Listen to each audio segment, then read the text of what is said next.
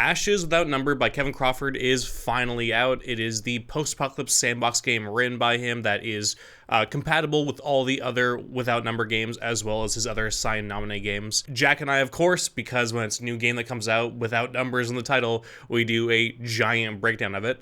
But with that said, there is so much content covered that I have broken this video down into chapters, so if you do want to jump around to parts that interest you, go for it. The first, 30 minutes are us kind of going over it, but we also talk about stuff like Cities Without Numbers and other genre things. So if you're somebody who really just wants the meat of content, you will see in the chapters where we kind of get there, and then the rest of it is all just pure content on the book itself. So I just want to put that down right now, just in case people who do not care about getting the opening, they understand what this game's all about and just want to get straight into the meat of what is in the book, go for it. Also, with that said, Jack and I are super down to do some live streams on YouTube of using the tools in this book. So if you do want us to do that, comment below, letting us know, and we will do that. We'll make, enclaves and areas and factions and whatever else and see what we can do with that game, and you guys can join in with us and add your own ideas and whatever else to the prompts and things we roll on. So, with all that out of the way, let's get on to the show.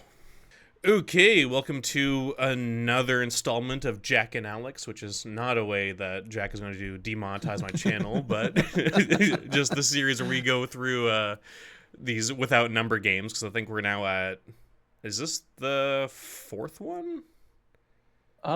Did we do the base Worlds Without Number book or just the Atlas? We did the Atlas, and we also didn't do Stars, but I mean, in terms of Without Numbers books, there's Stars, Worlds, well, there's Stars, Worlds, Cities, and now Ashes. Yeah, and we definitely did the Atlas. I don't remember if we did Worlds Without Number core book. We definitely use it for other stuff. Yeah. But then we did Cities, so this is at least number 3. Yeah.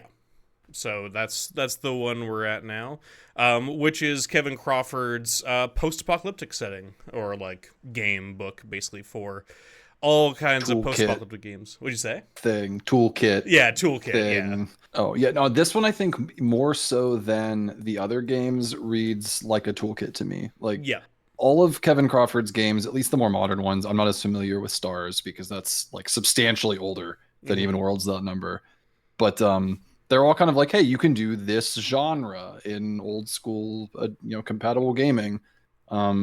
But post-apocalypse is a really wide genre in terms of themes and content. So this one is even more toolboxy, I feel like, than the other ones. Yeah, no, it absolutely is, because we were saying this earlier in the Discord, but I think it works really well because I think there's a lot of parallels between, I think, fantasy sandbox role-playing and post-apocalypse sandbox role-playing. I think there's actually quite a few thematic similarities you can have, or styles of play. Because one thing with Cities that was interesting, which this is the closest one too in terms of mechanics, but is very different everywhere else. Cities, I ran a game for you, and I went through a bunch of the character stuff. I did a bunch of streams where I went over stuff that I put on the channel. But since then, I haven't actually really played it because the amount of work to do Cities was more than I actually felt like doing a lot of time. I was there's a lot of cool stuff here, but I still think I'll probably use Cities over Stars Without Number to do sci-fi games for a lower, less spacefaring sci-fi kind of game. But the actual doing the heists and everything constantly was that one game I ran for you where I did do basically the dungeon, which is I can't remember, I think we did a laboratory or something, then doing the different cameras and tech and everything, all that stuff that you can't really not do unless you're gonna say you're not allowed to be a hacker, which is you're taking out one of the main classes that you can be in Cyberpunk World. It was a lot of work. It was doing a good job trying, but it can't avoid the classic Shadowrun and the Cyberpunk problem of, if you're doing the hacking stuff or you're doing the net running stuff, whatever, you're playing a whole different game other than everyone else. And it did an admirable job for being still relatively rules light and trying to, smooth out as much of that as possible. But there's just so much more prep required in a game like that. That's the thing. It does do it better than those games do, but it was very much okay, this is too much work for what I want to do for these games, especially on top of a sandbox kind of world or whatever. I don't want to be doing this before every session. These games have a lot of, I think, front-loaded work to do, but I think once the games get running, I think that's where you can slow down a bit and having to do prep constantly for every session that you're doing once you get the basics down. You can definitely put yourself in a position to succeed when it comes to your prep versus I feel like you're kind of constantly underwater if you're trying to do, unless you're just somebody who just loves like making dungeons and adventure sites. Like if that's what you're into, then I'm sure you would have no problem with cities. If you just get off on like making hex maps or making grid maps, yeah, that'd be fine. Oh yeah, absolutely. Because I ended up making like basically just sort of like a Kowloon walled city kind of like setting as just one of the districts, and like just generating stuff was really fun just to make that sort of thing. Which I think if you like Cyborg or any more, I think rules light Cyberpunk game, I think the tools are still good for that. Of like I want to generate 100%. A world, and then I'll just like do this. But back to Ashes. Do you think you'd survive the post-apocalypse, Jack? Do you think if right now the bombs fell, or there's so many different kinds of post-apocalypses? I feel like nuclear, everybody loses, but like if zombies attack right now, you think how long you think you're surviving? What kind of zombies are we talking about? We'll say normal. We're not 28 days later rage zombies. Okay, you're shamblos. Like big groups, but slow, kind of dumb. Well, as an American, I own a gun. So, that's true. You know, I'd have a higher chance than most. However, as an American, a lot of people own guns, so a lower chance than most as soon as someone else decided that they wanted my stuff. that is like most zombie media, that eventually the zombies are kind of just like a whatever, and like the real thing is like, man's the real monster, don't you think? It's a metaphor for consumerism. It's like, all right, I know. The first one was too. We can move on. Well, it's also funny too because there's such a classic trope with zombie movies, or even like I guess just apocalypse in general, where like you meet the normal family or something and it turns out they're cannibals. Like turns out it's cannibals has done so much in so much media that like if they stop doing that will actually be the real like twist where it's like no they're actually just really nice. Yeah, we're just really just smoking and like grilling. We're not there's all these hooks and everything are like for actual livestock. There's no people. We have lots of cows actually. Let's get into this because there's so much stuff here. It's actually kind of hard to I guess we'll just go through like we normally do, going through the book, like which I have and you don't. I know. Once again, just like the fucking Atlas time, you got it before me. Which I mean, this time was not surprising, but I was surprised how fast you got it because we're recording this on the 17th, so like it only released like last weekend.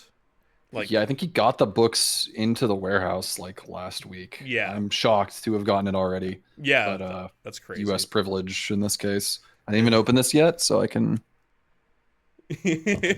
All the pages just fall out everywhere. It's a defective copy. Terrible. Like I've dropped a stack of loose paper. The book is the same. I mean, it's the same quality as the previous books. It's an offset printing. It has nice printing in the folds here. The folds don't have tables and stuff like they do in. Oh, the back one does. Back one has like some GM screen table stuff.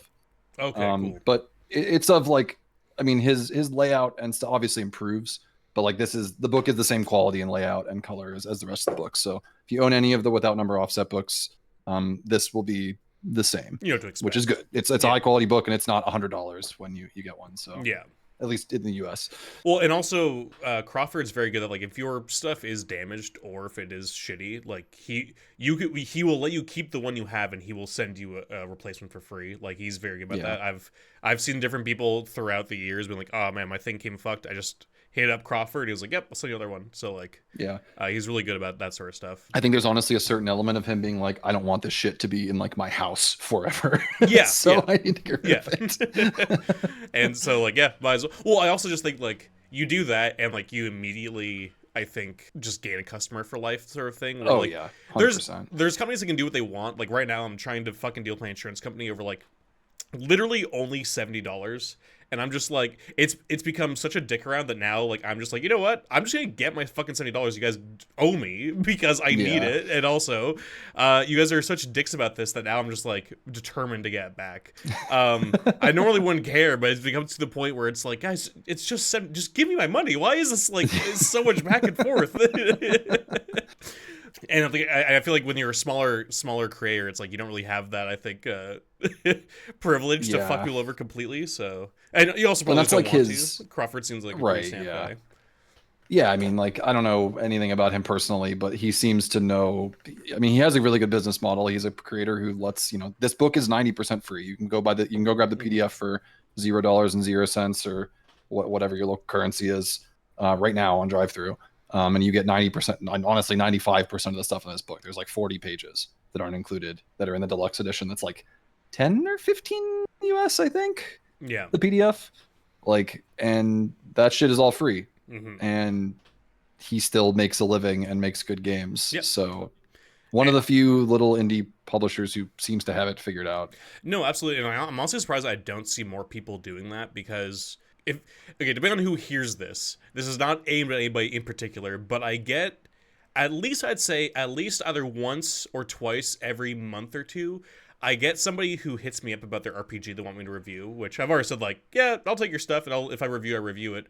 But there's a lot of people who send me stuff that is very much like, I look at it and I'm like, I don't know how this is any different than anything else that's out in the market is in the OSR sphere. And I would think that if you are doing that, like, I think I encourage people to just make what you want to make. But like, if that's what you want to make, I do think at least going this way, going at least 90% of it for free would be a great way to at least get it out there. Because if you're already gonna be doing the OSR stuff, you are throwing your lot into a super oversaturated market right now. Yeah. And asking $15 when nobody knows who you are, and I look at it and it says a dark fantasy D&D hat, I'm just like, man, I'm sorry. Like, it's gonna be hard for anybody to click on that and spend the $15 when they can get that exact same thing anywhere else. It might be the best thing anyone's ever read, but like, you know, you're in a big pond of stuff that looks the same. Yeah. And even if it's the highest quality stuff you've ever seen and it's incredibly good, like, you just got to get eyes on it. Yeah, exactly. You know, obviously I don't make my living off of publishing RPGs. I just like reading them. Yeah. But you got to think that it's a bit, you can draw some parallels to, you know, when it comes to sales to like video games, right? Where like video game piracy, you're not really losing any sales to video game piracy because those people weren't going to buy the fucking game to begin with. No. And it's the same thing if you want to give your PDF out for free. Like, I have plenty of times, you know, gotten either a free copy of a PDF or, you know, someone has given me it who owns it legitimately. And I'm like, this is great. And then I go buy it because I have disposable income. But like, I never would have seen it otherwise. Yeah. If I didn't, you know, find a free copy of it or the creator was giving it out for pay what you want or something. Yeah. Right. Well, that's exactly it. Like I got people sending me that stuff, and a lot of it is very good. Most of the stuff people send me, I haven't had anybody send me something that I go like, "Oof, this is the worst thing I've ever seen." At least it seems like everybody who's confident enough to send me something has like competent work done. But there is stuff where I'm just like, listen, if you want to stand like from the pack, you're gonna have to do something more than just this, because I'll go to their store page and that's what it'll be. So I do think Kevin Crawford has a good thing. Also, I will say Kevin Crawford actually makes like above average stuff in the hobby. Yeah, so he has like it's going not from fucking garbage. We're not reviewing it because it exists. There's a bunch of free slop out there that you can get in this hobby, especially. Just go to itch.io, you'll find a shitload. But yeah, I do think that don't be overly attached to making sure you get your bag. At least at the beginning, just do what you can for exposure, I guess. Yeah. Get exploited by me, a content creator, for exposure. What were we talking about? I totally lost my train of thought. We didn't even get it. We're not even on page 1 yet, man. I know. I'll go to the fires that consume. We're on the same page now. 1. Yeah. It's been 15 minutes. Actually, I want to start before 1. I want to start on page 0, which is the table of contents, and say that this book actually has a full table of contents that is hyperlinked in the PDF, even though it doesn't look like it. Yeah. Worlds Without Number did not have a full table of contents. That's true. That's very It just true. had like the chapter headings and nothing else. Also, I don't know if this is just what Adobe does now, or you get to do this yourself as a creator. But one thing I like too is that in the pages there is the book page, and then below it is like the PDF page, which not all PDFs do that. Which Sumatra does that too. I think that's like a program side thing. Cool. Yeah, because I've had games that, or I've had books that do not do that, and I would go like, oh, it's at page 200, and that's actually like 205. I'm like, ugh. It's annoying for me when I'm trying to find stuff to edit or do whatever, and it's just like I have to jump around a bunch to find it. Right, and some PDFs are like off by 7, and some are off by 5, and some are on like dead on, and it's just like... Oh, one thing I remember what I want to talk about now, actually, which is jumping ahead, but is in line with what you're talking about with the book and the table of contents, is the art. I actually think this book has my favorite art, mostly in terms of just being very varied. I think there's a lot of different styles in this one. I like the art in general for most of his books. I like Worlds Without Number, but I do think Worlds Without Number in a lot of ways has very like It's pretty generic. It's very generic. It's also like pretty cold. There's almost like, which I think works for World's Out Yeah. Number. It's meant to be kind of very, I think, ethereal in some ways and also a bit detached. But like there is a lot of the art is not very, I guess, like it doesn't really bring whatever world to life for me. A lot of it's just very cool or very interesting, like conceptual backgrounds and things. But this one you have lots of different pieces of art. One that I liked a lot was over on I believe page 112 of the book, which is just straight up an homage to the Wasteland game. Oh yeah. The like the cover. Yep. Yeah, that's 100% just 100% just Wasteland, but I like the colors, Yep. I like how it is. And there's a lot of different pieces of art. I'll probably just throw them up on screen instead of me scrolling through the entire book to show the audience. But there's all kinds of different pieces. A lot of it is still generic post-apocalypse, you know, bombs and people with like gas masks and everything. But it's a vibe I like. So yeah, I like the this book, like his other offsets, has it has like gutter art or whatever on the side of the pages, and they're all very like fun little things as well. Yeah. I think they change by the chapter. Yeah, I was gonna say, does it do with the chapter? Because I think his other books did that as well. Or Yeah, some of them I think they do. It does. It is like reused from other places. Like that, the Wasteland piece of art is the first chapter, like the character creation and stuff. Yeah. But yeah, the books are actually like pretty sparse on art generally. All of his books. Yeah. I mean, there might be like 30 pieces in here in this 300-page book. Yeah. And usually that would kind of kill books for me. Like that, there's not a real vibe, like a real artistic, unified vibe. But it works in this case. It's like they're so well written and utilitarian that it doesn't bother me. And in this case, it does actually enhance the book instead of just kind of being there. Yeah, and I think to add to that as well, one thing we were talking about is that what's interesting about going through these different books over time, I guess, with Kevin Crawford, because like I got into the series at World's Out Number. A lot of people got into it Stars, which is like I think 2017 or like maybe even earlier than that. But like at least I think the first one at least released around that time. But like you see a real change in his writing, not in terms of like styles or anything, but just that he's improved a lot. I found the prose and the way a lot of this flows. Maybe it's just that like I already like the post-apocalypse kind of themes a lot, but I found that he wrote in ways that I could hear his authorial voice a lot more. It was a little bit less, I think, stiff than some of the last ones a bit. It's a little bit less dry in some places. Not that he's ever been like a super dry writer. He's always been pretty good, but I think he's really like got a good flow to his writing now. Yeah, I think it's a little less beholden to like what the generic thing it's trying to mimic. And that might be helping, which is like in Worlds that number. Well, in Stars' case, I'm not as familiar, so I don't, and that's old as well. So yeah. You know, whatever, it's a decade to improve your craft. Yeah, exactly. But that was kind of doing Traveler. Worlds was still trying to be a generic D&D supplement, but the setting was a Dying Earth supplement, which is like a specific subgenre. So like you kind of get a little bit of like, you know, tension, I guess, between the setting and like the general prose. And then Cities is doing Shadowrun and Cyberpunk, and this is doing question mark. Yeah, I mean, I know of post-apocalyptic games. I could only name a few off the top of my head that are popular. And even then, I mean, genuinely like a few. I mean, what people play Mutant Crawl Classics, presumably, and that's a very specific kind that's of niche like, already. Like that's already like really gonzo kind of post-apocalypse. That's very much weird as fuck.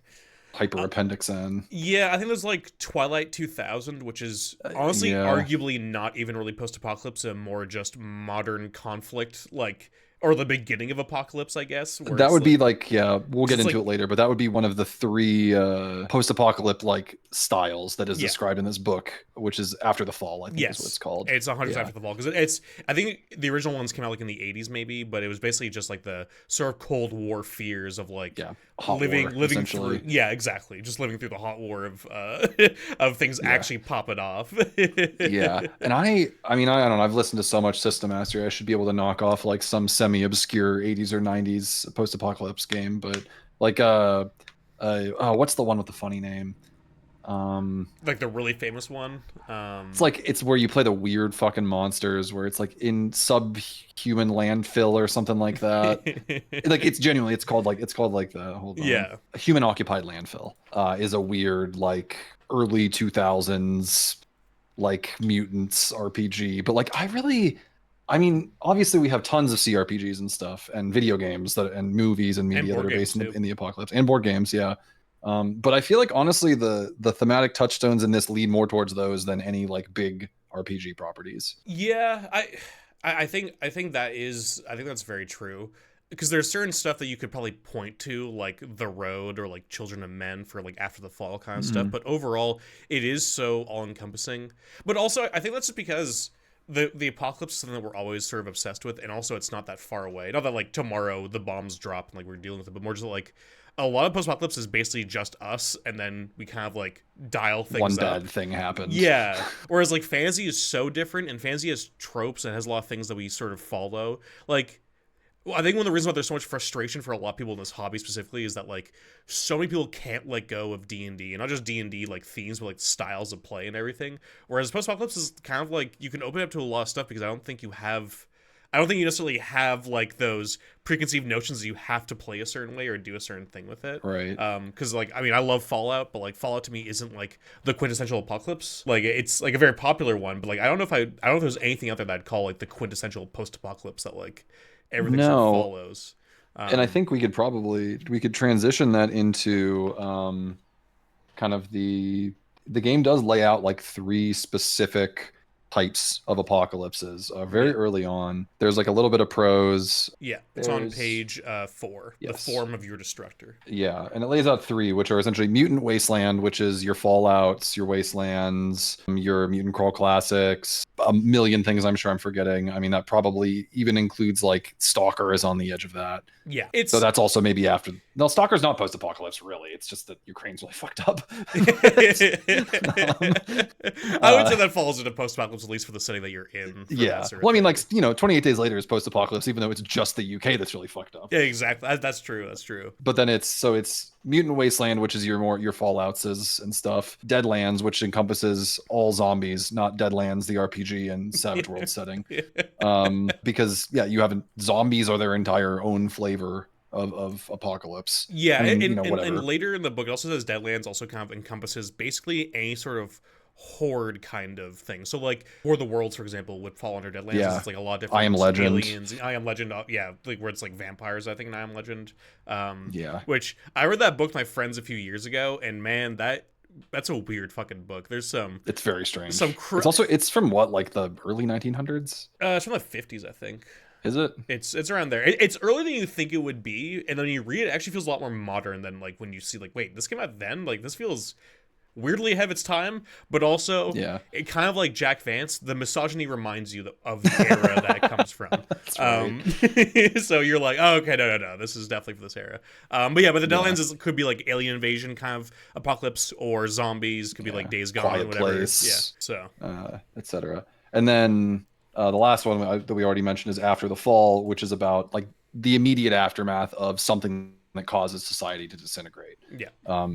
That would be like the prologue to The Last of Us would be an After the Fall, right? Mm-hmm. Where you trying to survive essentially in like this actively disintegrating society. I think like The Division might count. The Division would be probably like the exact kind of thing. Yeah, same with Twilight 2000. The Emberverse series, like by I can't think of the author, but Dies the Fire is the first book.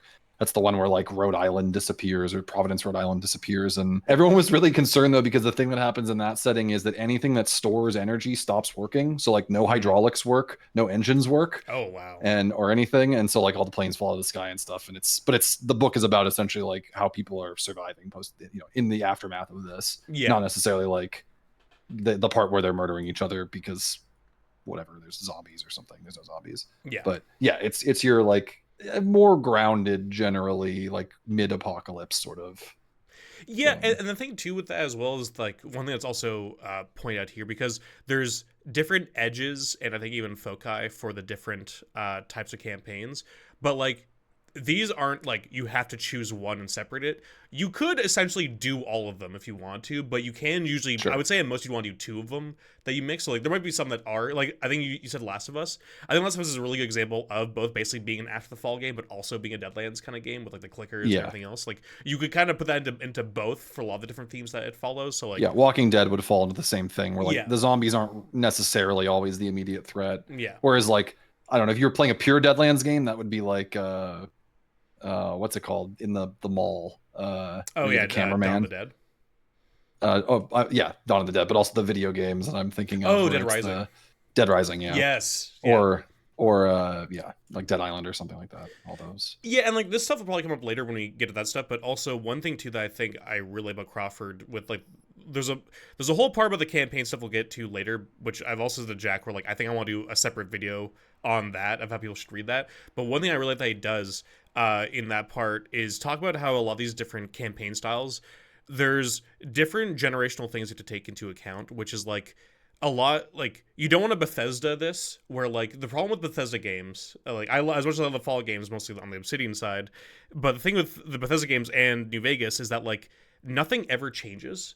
It's 200 years later and like there's still trash everywhere. I know that like things would be pristine 200 years later, but like nobody ever picks up a fucking broom or does anything. And he kind of mentions that in one of the later parts where like some of the trauma of survival, like the After the Fall thing is like that is the most survival mode. Most people get killed in the first wave of whatever hits and that sort of stuff, and then it's like the trauma and fucked up part of being a regular person having to survive this. Whereas like if you play a Mutant Wastelands game, you might be like a villager who's just only ever known this life. You've never known the pre-world. You've only ever lived in its shadow, and so like I do like a lot of the sort of points there because I do think that will change how you actually focus on a game, because I think some people might be like, oh yeah, it's 100 years later, but you guys, everybody still acts so sad that the world's over. But like, I don't know, man. I don't care about like Napoleon attacking most of Europe. You know, like, that doesn't affect me at this point in my life. Yeah, Right. like like it's so far behind that. It's like 200 years ago. I'm like, oh yeah, that happened. Yeah. It must have been apocalyptic for certain people in that time. But like for me now, I'm living in the post-apocalypse. Yeah. Like that was just a thing that happened one time. I'm living in a post-Napoleon apocalypse where Yeah, I think that the succinct version of that criticism is that the Bethesda Fallout games never move beyond the apocalypse itself as the driving impetus beyond the plot. Yeah. Whereas, like, I mean, New Vegas is an example. The Fallout is just, or the apocalypse is just a thing that happened. Yeah. And the actual plot is the conflict between, whatever, the NCR and the Legion and everything. Where like people have moved on, like people farm. What do they eat? Yes, exactly. To quote old video that I don't even think is uploaded by the primary channel anymore. Yeah, it's a very good video. A great video. Was it called like the Shadification or something? Shandification of Fallout, because he links it to the book Tristram Shandy as a narrative device, and it is like the most.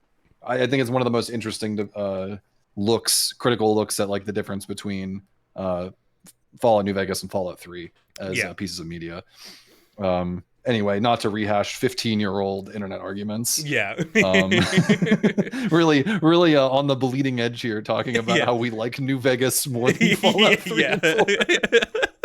Hot takes. Yeah, but I do. We'll get to that stuff later when we get to the campaign part. But there was stuff like that throughout that I did really appreciate, that sort of stuff. Where like when you are making the campaign, you should really look at like you as a person. How much would you care about the end of the world when the end of the world isn't the end of the world anymore to you? You are just living in it, like whatever the effects of that is, So like if you're tribal villagers, or just like scrappers, that's like whatever. So I do like that. Like it's not all just like talking about like, oh, the bombs fell or the zombies attacked, and that's all everybody cares about anymore. A lot of people would just find ways to move on over the generations. Right. Yeah, if there's one large theme, I think, in my praises of this book, or my high notes, it's that Kevin Crawford's very thoughtful about the process and the context, and has managed to distill those thoughts into something that is actually like actionable. You might have had, or anyone might have had the same thoughts, like as they were like, oh shit, I should have been focusing on X or Y instead of Z. But there's a difference between having them and going, okay, now how can I make that a digestible thing for somebody else to read? And I think that's really one of the strong points of this book. Yes, yeah, absolutely.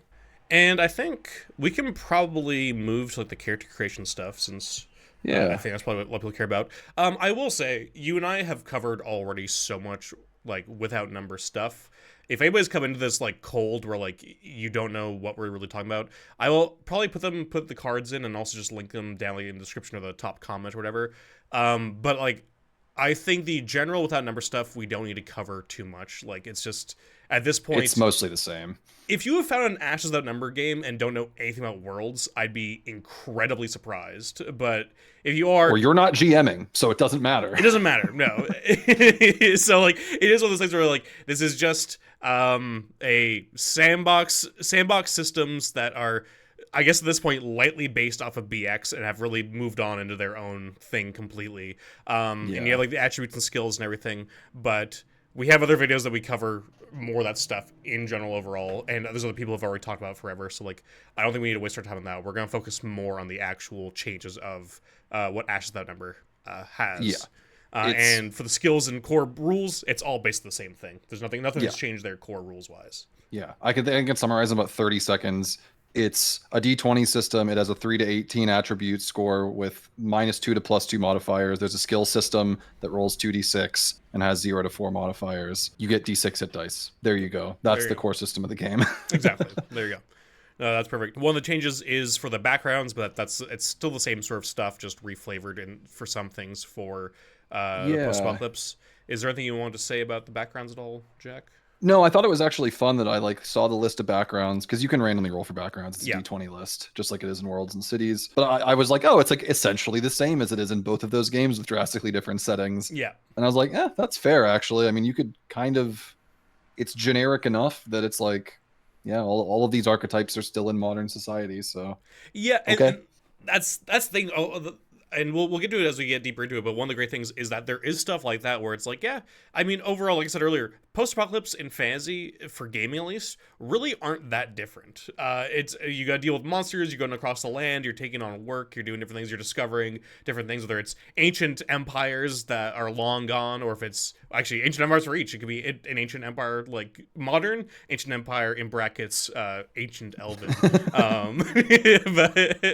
But there's overall a lot of stuff that's like, it just works to just change the words or whatever else. But also the rest of the book isn't just taking everything and reflavoring it to a new word, but everything else is the same. Here's $80. There's a lot of different stuff here as well. But I think that's I'll wait to talk about that until we get to the running the game part. But whatever. You can go I think it's actually, you have to work less hard to justify the weird murder hobo adventuring in a post-apocalypse than you do in a fantasy setting for that. Usually. That is true. That's why I say like maybe more like dark fantasy is more what a post-apocalypse is like. It's like not. I mean, fantasy is such a crazy big genre, but yeah. But overall, you could. People treat you a lot less differently in a post-apocalypse game for murdering somebody just to take their belt than in a fantasy game. Yeah, you will be jailed more likely in a fantasy setting than in a post-apocalyptic. Oh, I meant like the judgment of your player, the other like people around you. Yeah. Though there is a new mechanic for that you can use, but we'll get to that in a bit. Okay, so with the character creation. This follows the Seas Without Number style, not the Worlds Without Number and Stars Without Number style, which I overall prefer, at least for this stuff. I think for the classic gaming stuff, I think the classes works great, but with the new sort of like edge system, where you're sort of more picking and choosing a lot of different parts to make your character, I think it works really well. A lot of that for me at least is like with players. So something that bothers me with players that can't get over, oh, I call myself a warrior, therefore I'm guy with swords. Like, you don't have to be. Like, you're just, you like, that's just there as, like, what's called. But you can be more of a person than just that, you know? Like, there's a lot of people in media, which we had a funny discussion about this in the Discord about what's a fighter. But, like, there's a lot of fighters who don't necessarily are just fighter man that would, like, be fighters in games, basically. Legolas is a fighter, not a ranger. Fight me. We're not redoing this, even though I agree with you. We're not rehashing a 2002 fucking 3.x discussion. I will say though, but before we get into it, because we can go over the edges and all that sort of stuff and your thoughts on this. But before we get to that, one thing I do want to say that Seas Without Number doesn't have this, and Ashes Without Number doesn't have this, and I kind of wish it did. Is that I really miss in Worlds Without Number. There's a 2-page spread of how to make your character. It's a step-by-step 2-page spread. And from running games for people, I really like that because I think it's easy for people to jump back to. With this, it's the same sort of thing as that, where you just go through the pages and you will make it. But there are a lot of words And there are a lot of paragraphs of different things that, and like, I think it could be easy for somebody to skip over something or miss something because there's so much to read and players hate reading. So I would like to have, I wish that 2-page spread was still here so that I could be like, yeah, do this step and this step and this step. Yeah, it's funny because I've heard people bemoan the 2-page spread because it also was missing things, which is funny. Because I think this book would benefit from having that layout somewhere. But this book also has much improved individual section organization for character creation. That's true. There's less stuff that's buried in a random paragraph 2 that is like vital to 40% of characters than there is in Worlds Without Number. Like I've run enough Worlds Without Number that like I gloss over it, like I don't see it anymore, but there's so many things where it's like, oh yeah, that's on like page 111, not like in character creation. Yeah, absolutely. Well, it's stuff like I think it's on like page 54 Worlds Without Number where like the conversion for skill points to what, like to like both attributes and whatever else. I'm like, you could have taken, I understand why it's there because it's part of like the whole experience and leveling up, but I was like, you could have at least copied that and doubled it over, like, because almost every time people ask me, wait, how does this stuff work? And I'm like, okay, skip past all these pages, go to there, you'll read that there, you'll find it, when you could probably just had it again or earlier in the book. But yeah, outside of that though, I do think you can just scroll through and you'll find everything you need. But I have found with these games, people get overwhelmed a lot, even though I don't think there's that much. I do think, at least for a first time, I don't know if I've ever had a game where I haven't had to look at somebody's character sheet and go like, oh, you're missing something. You need to add this. You forgot this. Because people get overwhelmed very quickly, I find. It's like also just different enough from classic D&D, like from your generic D20 game. Yeah. That people just forget stuff. Like, yes. Yeah. You realize when you run a game like this, which is again like, it's not BNX, but it's still a D20 game. You're rolling D20s for combat. You got fucking skill modifier, attribute modifiers and stuff. Yeah. And the fact that it has a skill system and edges and foci, people just like their brain goes out the window when they're reading and they forget that those exist. Yeah, and in play too, it's always very fun when I ask somebody to roll me their skill thing or a combat roll, and they will do the opposite for them. Where they roll, okay, I rolled my 2d6 for my stab. I'm like, no, it's D20 for that. No. Or it's the. Rolling 2d6 to hit 18 AC. I think you're gonna have some trouble there, my man. Not good odds. I don't know the die curve for that one. But it's not good. I'm not good at math, but so with edges, I don't know. Do you want to kick us off with this? Because I've been talking a bit, so I don't know if you want to. Yeah, sure. Explain it a bit. So, edges are the class system in this. Essentially, you get 2 edges, and then you get a 3rd one at 5th level. So like each edge is essentially half of your like core bonuses for your character. So they're big things, and again, you only get 1 extra one during play. I'm probably saying that, and then I'm looking, and that's not true. So I guess to make a comparison to the other game, the class games, you could essentially every class is 2 chunks, and an edge is each of those chunks. Like the fighter is getting higher attack progression. That's one of the edges in this game. If you want to have better fight man, or having better hit dice, that's one of the other edges. And that's your fighter automatically. There's your Worlds Without Number fighter. You can just make that in this game if you wanted to. Likewise, you can break apart the classes from other games into 2 edges and put them into this game. There's like tons and tons of sidebars in this game, in all throughout here, all throughout the deluxe content, where it's saying, how do I take X from other asterisk without number game and put it in this game? And there's again a thoughtful thing where it's like, you should do this because of X, Y, and Z reasons. And I always appreciate those designer sidebars where it's not only giving you advice, it's saying this is why you should do it. So what are edges actually? Things like I just said. There's things like focus. You get an extra focus pick. Focuses are the one step below edges, ways that you shape your character. You get quite a few more of them. Hard to kill, more hit points. Killing blow.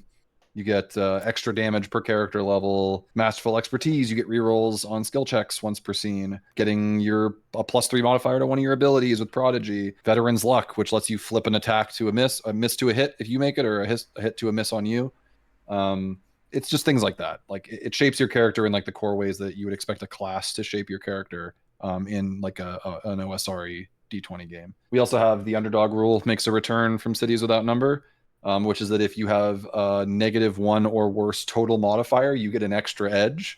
which is fun. If you want to be one of those people who's like, actually, the only way I can roleplay well is if I have dog water stats. You do at least get a little bit of extra mechanical advantage. So that's fun. Which You're you not appreciate. automatically shit because the edges are actually really good. Oh yeah, as Alex already mentioned, there's a handful of edges that are exclusive to the each of the 3 types of post-apocalypse play. One of them is a real big one for Mutant Wasteland, which is just mutant, which lets you have this whole other system of like, frankly, like focus level mutations. Yeah, which seem really, really good. I mean, there's negatives I will to say it the that make negatives it also balanced, seem but really, really bad. yeah, you're just making like incredibly large. Like you can, not to say that a character you make in like worlds or cities or stars is not unique, but you can make somebody who's like way spikier Yeah. than you could in either of those systems, though you're at the mercy of chance for the most part. Yeah, you get so you some cannot real min-max freaks in mutant.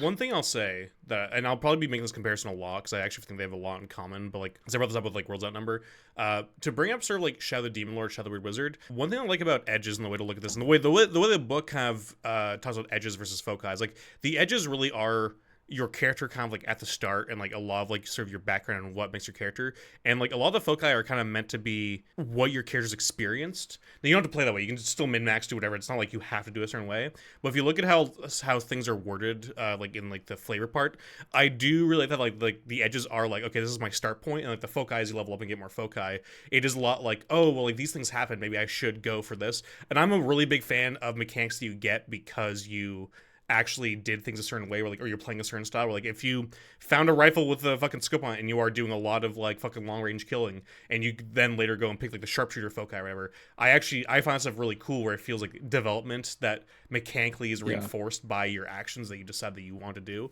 But obviously, again, you can still just min-max and be like, no, I have my build from level 1 to 10 all already, I don't know what I'm gonna do, because if I don't min-max I feel anxiety and I'm gonna die, so I don't care about any of that. And you know what? Yeah. Whatever. fair play to you. That's fine. You can make. I think one of the things that's a good, having run a lot of worlds, that's a really big compliment to this game is that min-maxing typically, I mean, unless there are exceptions where like if that person happens to counteract like the one conceit that makes like the module you're running difficult or something, whatever, that happens. Yeah. But it tends to be that if you really want to be good at something, you can make a really sharp knife, but you will do exactly one thing, and you'll be great at it, but you can do nothing else. So that is something to be aware of. The modifiers in these games are very small. Like the advantages you get are minor, and you can stack a ton of them usually if you really want to, but you'll essentially be rolling unmodified dice at everything else for the entire game with no changes. And similarly, again, to Shadow the Demon Lord and that stuff, the way that gets balanced for you as a GM is the players will only ever be so powerful health-wise. So you can do fucking 30 damage in one round because you made a perfect build by level 3. You only have 12 hit points or whatever, where it's like, this fucking beast from hell just like rips you apart, and it's just like, cool. Like, maybe you gotta keep that in mind. You're not, you can spec into I want a lot of health, which will still be a certain amount, but like that means you do give up other things. There's almost always a cost to the things you make, and it's not like, oh, I'm beefy and I have this thing I like. It's like, no, you got to choose what you want to be. You're never gonna be that far away from death, especially in this game, because this game also, which we'll get into a bit here, is the trauma rules, which is an optional rule that you don't have to use, depends on if you want to or not. But those come from, I believe, Cities Outnumber. I don't know if they were in the games before that, but I remember them being big. They weren't in Worlds for sure. Yeah, I don't know. They might have been. They might have been Stars, but I know for sure they were in Cities.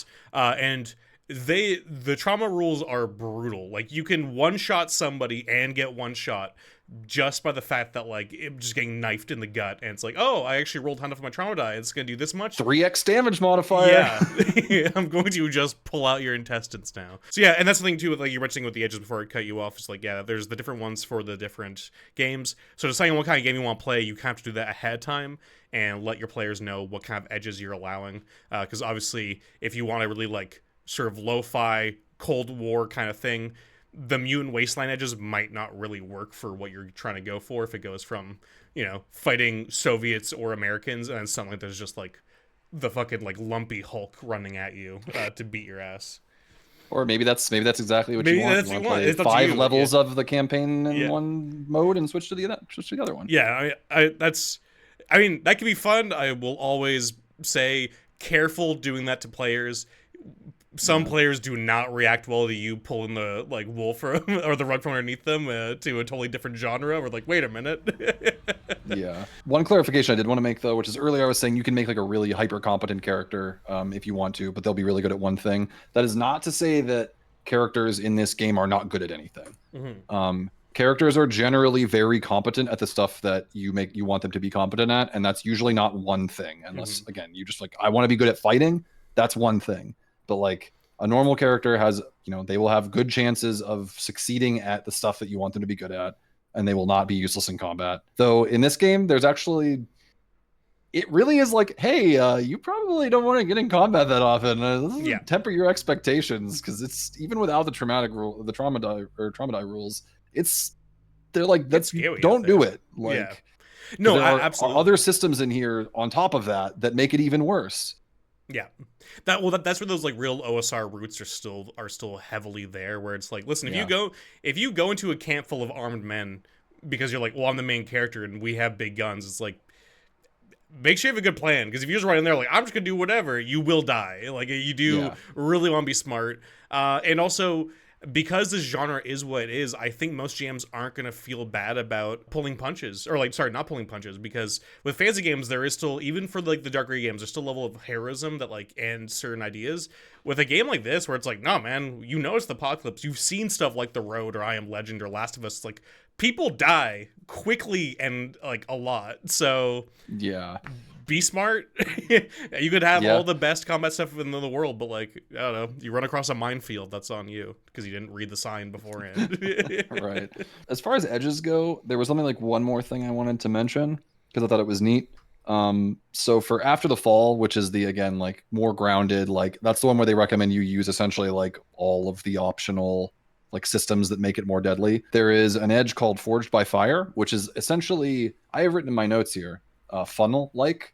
But I think there is an explicit call out later in the book about playing more funnily for certain things. Yeah. But I think it's cool because it gets you an extra edge, but instead of getting any edges at first level, you get them at second, third, and fourth, and then the one everyone gets at fifth. Yeah.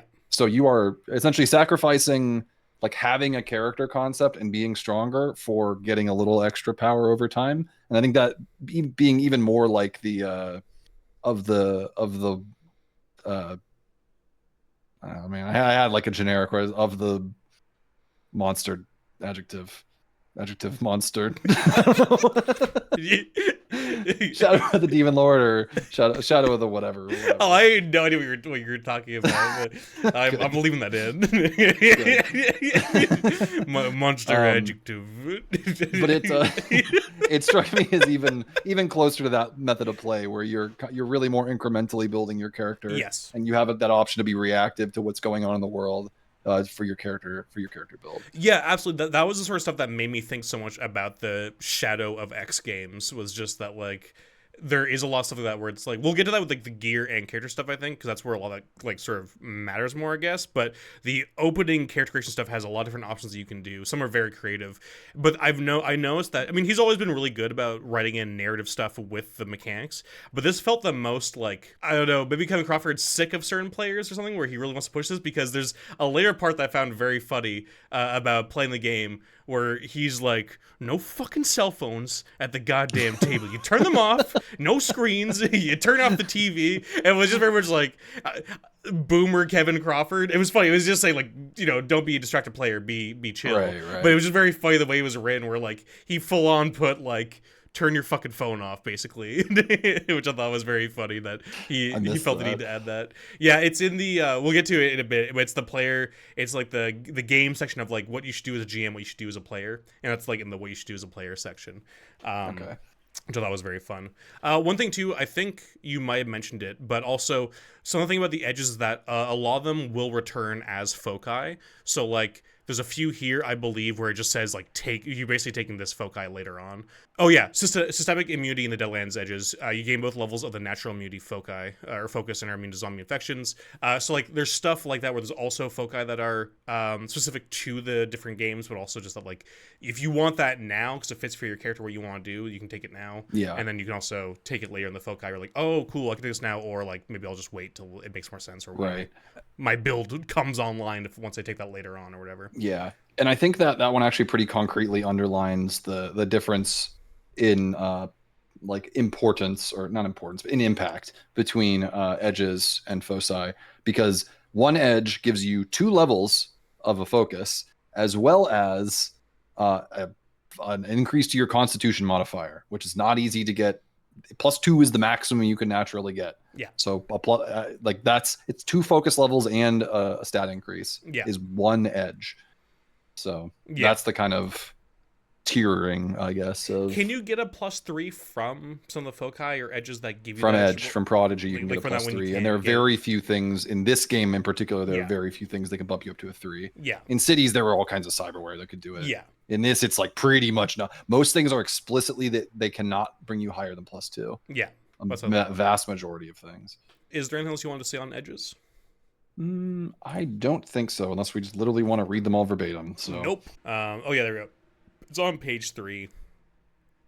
It's players need to be there to play. Phones and electronics get put away. Televisions get turned off, and lengthy side conversations about the local sports team are put aside. Players need to pay attention to the game and what's going on, even when it's not their time in the spotlight. There's little more frustrating to a GM than to put work into preparing a game session only to have it overshadowed by a smartphone. I'm like, damn, Kevin, what games do you have that? It's like, man, he's not wrong, but also like that is pretty harsh. Yeah. I don't know. I just thought that was really funny where it's like, it's true, but also, damn. There's a few things like that where there's a bit more of his personality that's coming through, where I'm just like, what games do you have, Kevin, that made you write this part? It turns out he just has the worst players. Yeah. That's why he writes games. Okay. You good to go? Yep. All right. I got like a half page of notes on mutations. So. I think about to say I have a half hour left. Page 16. We're on mutations now, which is the completely unique thing to Ashes Without Number, because there's nothing like it in Cities Without Number and the other ones I don't believe, because it wouldn't really necessarily make that much sense. Maybe Cities Without Number, because of all the weird freak science shit you could do. But yeah, the immune stuff is very, very cool. There's a lot to it. And I think this is the good place to also maybe take a sidebar a bit and talk about like the modularity of Ashes Without Number, because this is the first real thing in the book that's like, if you do not want to use this, you do not have to use this. Like, you can keep all this in and have your game, even for any of the games that might not even necessarily totally make sense for it if you don't want to, because this could work for a Deadlands game. It could also work for a New Wasteland game, because like these mutations could be the effects of whatever zombies are biting you, and then you have to like take these on maybe if you want to do that, if you want to sort of bake that in somehow. But overall, like, it's really cool how you can, there's this whole section on this that you can either just take or leave, and there's a lot of that later on. But for the mutations, basically how it works is if you take the mutant edge basically at the beginning, you become a mutant that has some really positive things and some really bad things, and there's a sort of whole min-max section to it. Jack, you said you have a lot of notes on mutant thing. Did you want to lead into this at all? I have some broad stuff to say about it, I think, mostly, which is if you run this as it's written, like, which is to say you take the edge and you follow the whole procedure, this does a lot. Okay, there's a big list of negative mutations and a big list of positive mutations. You get a couple points to spend on positive mutations, depending on how you would like to pick them, how random you're okay with them being. They cost more points. Like, if you want to pick a positive mutation, it is 3 points, and you only start with 2. So unless you take the second edge, so you're spending 2/3 of your total edge picks just taking the mutant edges, and that would get you 1 pick, like from the list of mutations. If you are okay with rolling it entirely randomly, both the category and the mutation, it is 1 point. And if you are just want to take 2 from one category, it's also 3 points. So if you want to try to build something, it's very difficult, because negative mutations are always random and they give you extra points, and they can be very, very, very bad. Yeah. Like the mutations are roughly at the strength of a focus. So they give you like a relatively powerful positive thing, and the negative ones are roughly the power of a focus, and they give you a relatively bad negative thing. And they can lock you out of certain foci. Yeah, entirely. Like yeah. if it's something like affects your eyes or like your hearing or something, and you want to take a foci that's specifically about like being better about like that sort of stuff, you can't. Like it just locks you out of that because your negative mutation stops that from happening. There's one that gives you have to make a physical save or have a seizure on a natural 1 or 2 on a skill check. That's not even that uncommon. Yeah. Like, Yeah. 1 in 36, like that's bad. I Ones think that like -1 strength mod, which again, the game only is -2 to +2. That's bad. Yeah, when it said mod, I was like, holy shit, that's really bad. That's not just the attribute, the actual modifier. The mutations really are for people who do not mind seeing where the cards fall. Like, I could see myself doing a mutation thing because I like a lot of randomness in my games. I will say, you can try and build a character with this where like you pick your positive and you just deal with what the negatives are if you want, because like the game in your backgrounds, this is in all the other games too, there's a little bit of randomness to that too, where you can decide to try and try and get more things from rolling on your background instead of choosing only from one list. But like almost everybody goes for the roll because mathematically you have a higher chance of just getting more by doing that, I believe. Unless you are really hellbent on like, I need this one thing I really want. And I think this is like that, but like on crack, where there's so much randomness that you can make a real fucked up freak that will not do very well in most situations and maybe very well in like one situation.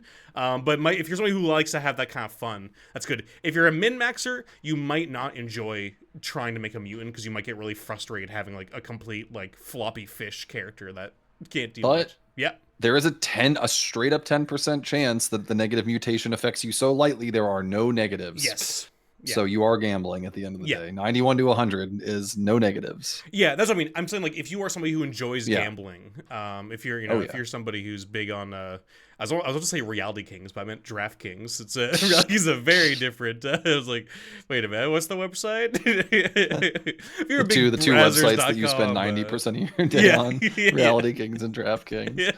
Yeah, if you're fine gambling to see what you get, I think mutation stuff is very fun. But if you're somebody who does not like that stuff, I would not necessarily go for it. In terms of like, if you're really frustrated, like in a way that makes people around you uncomfortable, kind of frustrated, which I've had players like that who like get really, really sulky when they don't get what they want from this sort of stuff. I like that. I have a couple positives from this as well. So the mutations the positive ones are grouped they're in groups that are broad categories like structure, sense, hybridization, cognition, pseudopsychic, and exotic.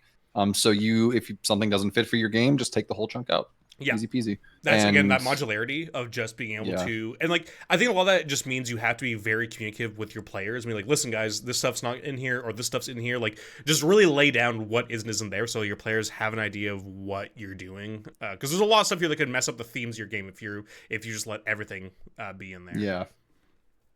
And there's some real freak shit here too. There's one I saw here, like Memory Eater. Like, by consuming the brain tissue of an intelligent creature no more than 1 hour dead, you can share fragments of its memory. And I have that note. I have that in here because that is a hashtag reference to good old. It's Alzabo time from Book of the New Sun. Oh, okay. I never read that. I know you're a big fan. I think you actually might have brought Book of the New Sun during our Atlas Ladder Earth. Atlas and Worlds, because they're dying Earth. Their dying Earth setting is a. I'm not going to say I know that Kevin Crawford has read this book, but I would be surprised if he didn't.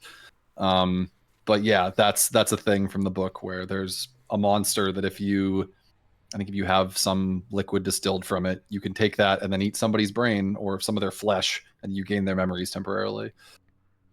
That's because that monster is a horrifying thing that when it eats people, it gains their memories and the ability to perfectly mimic them, like their voices, even though it's this horrifying like 6-legged bear.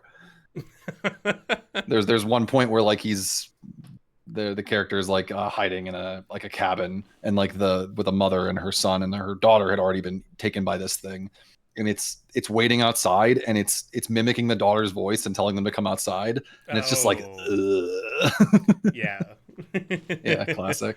No, I do love stuff like that. And also, even better, the brain eating feeds you for the day, which is important in this kind of game, because I think I think those survival elements, which we'll get to the other section, but like I think all the survival elements, goddamn, I can't speak. These survival elements are something you kind of have to keep in these games because just the thematic part of it. So yeah, if you get to munch on some brains just to get by your ration for the day, that's pretty sweet. I also liked mind over body. That I have this noted as wildly good. Removes multi-ability dependency. Build crafter's dream. Because it says your mind has an abnormal degree of control over your physical prowess, driving them to exceed their normal level. You may substitute either your intelligence or wisdom modifiers for strength or constitution whenever the latter are called for. So it's like I have dog water strength and constitution, but I have this. Like if I was build crafting and I had shit strength and constitution, I would pick this. I would take mutant and pick this because it's crazy good. Yeah. No, there's so many good ones where like we'll get to the negatives here in a second and see where you go like, oh no, this could like make me so fucking useless. But the mutations are that good because of that, where it's like they are some ones that, like when you read just the positive ones, you're like, damn, this is so broken, before you get to the negative ones and see what can happen to you as a result of taking these.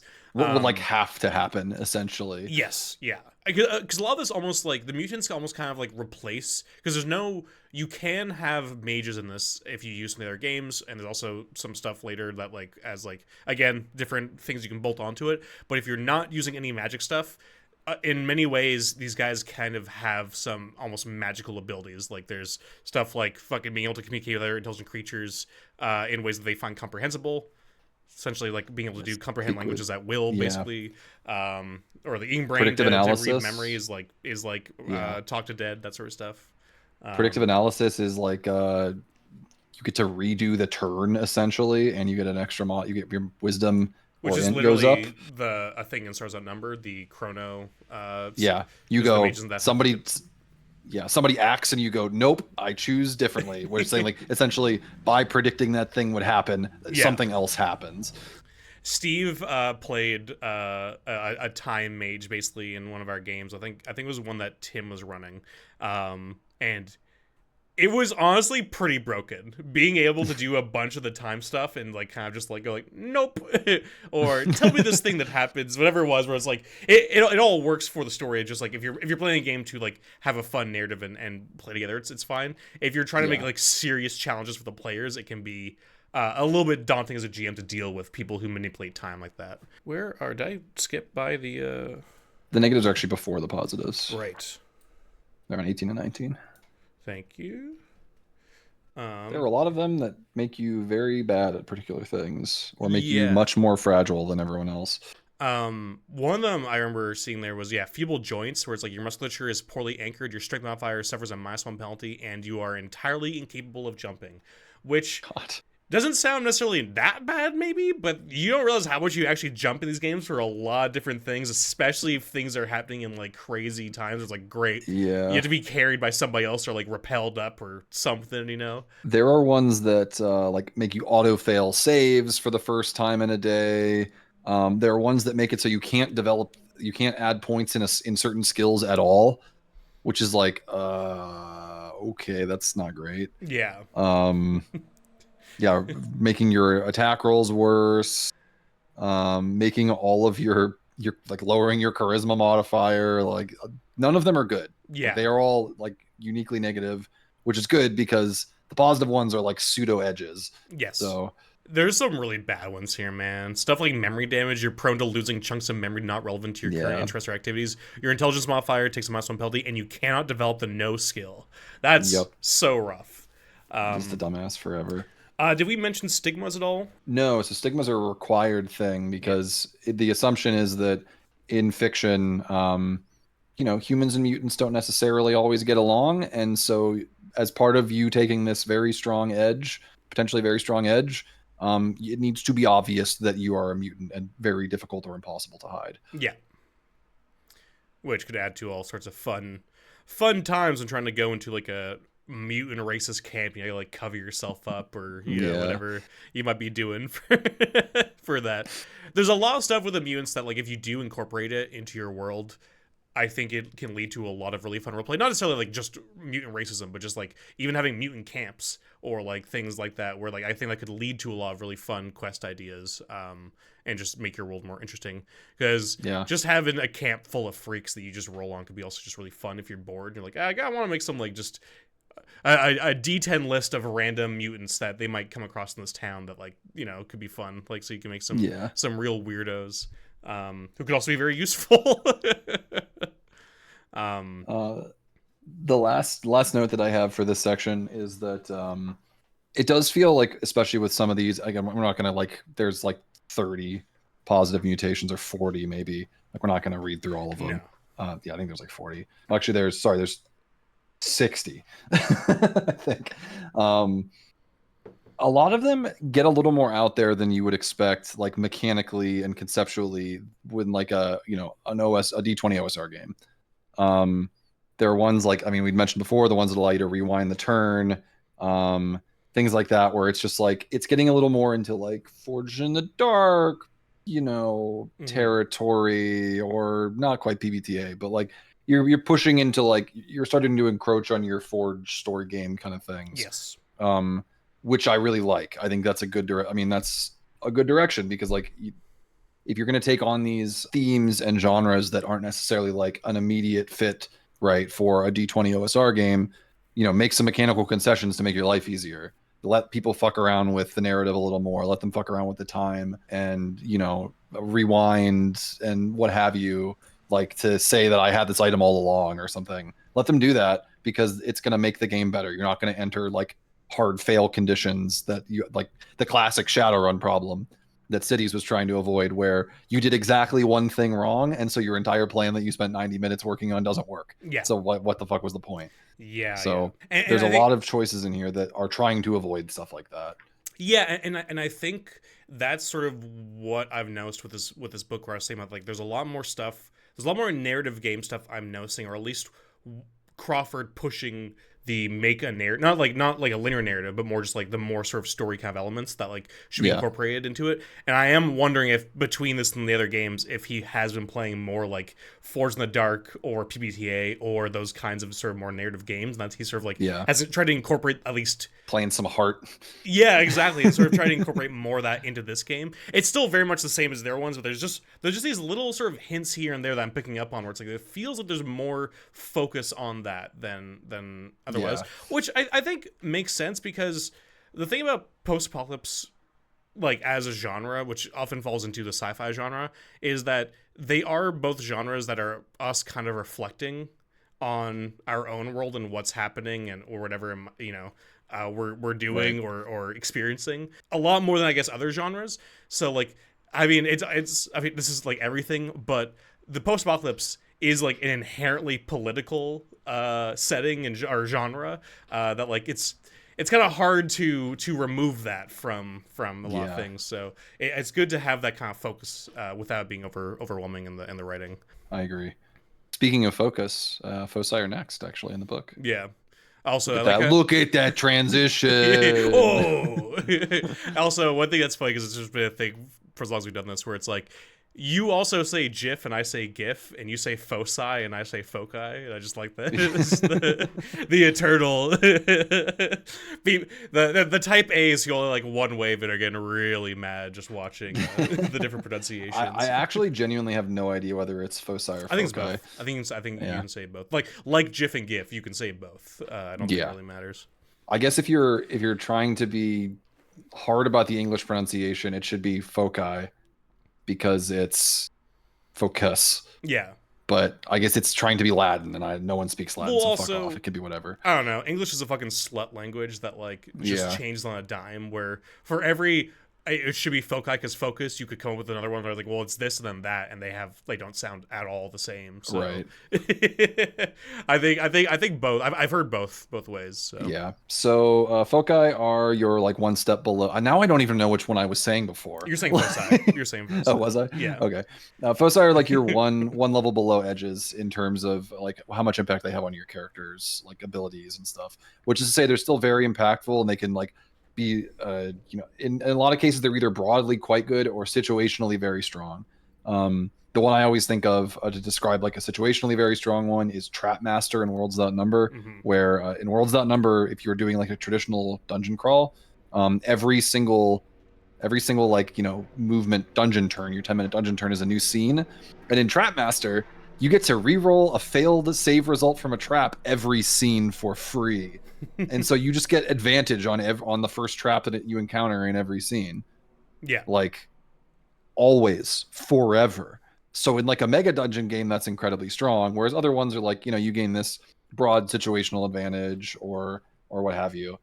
And the list here is actually largely the same as the other games. Yeah.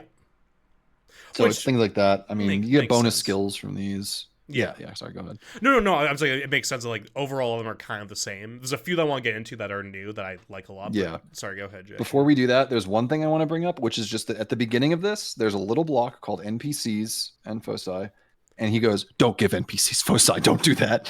Which is like, please. These games are so, they provide you with so many tools to not have to build monsters, like hard build monsters on the spot. There's so much, you have so much ability in this to look at a table and go, that's about right, and then pick and choose like little blurbs. Yeah. Do not build PCs for your party to fight. No. Just don't. All these games, when you get to like the monster sections, are all really well built for how just to make characters that have abilities, have certain things, are of different strengths without trouble. Yeah. Also, actually, it's actually NP key in foci, just so you know, because it's character. So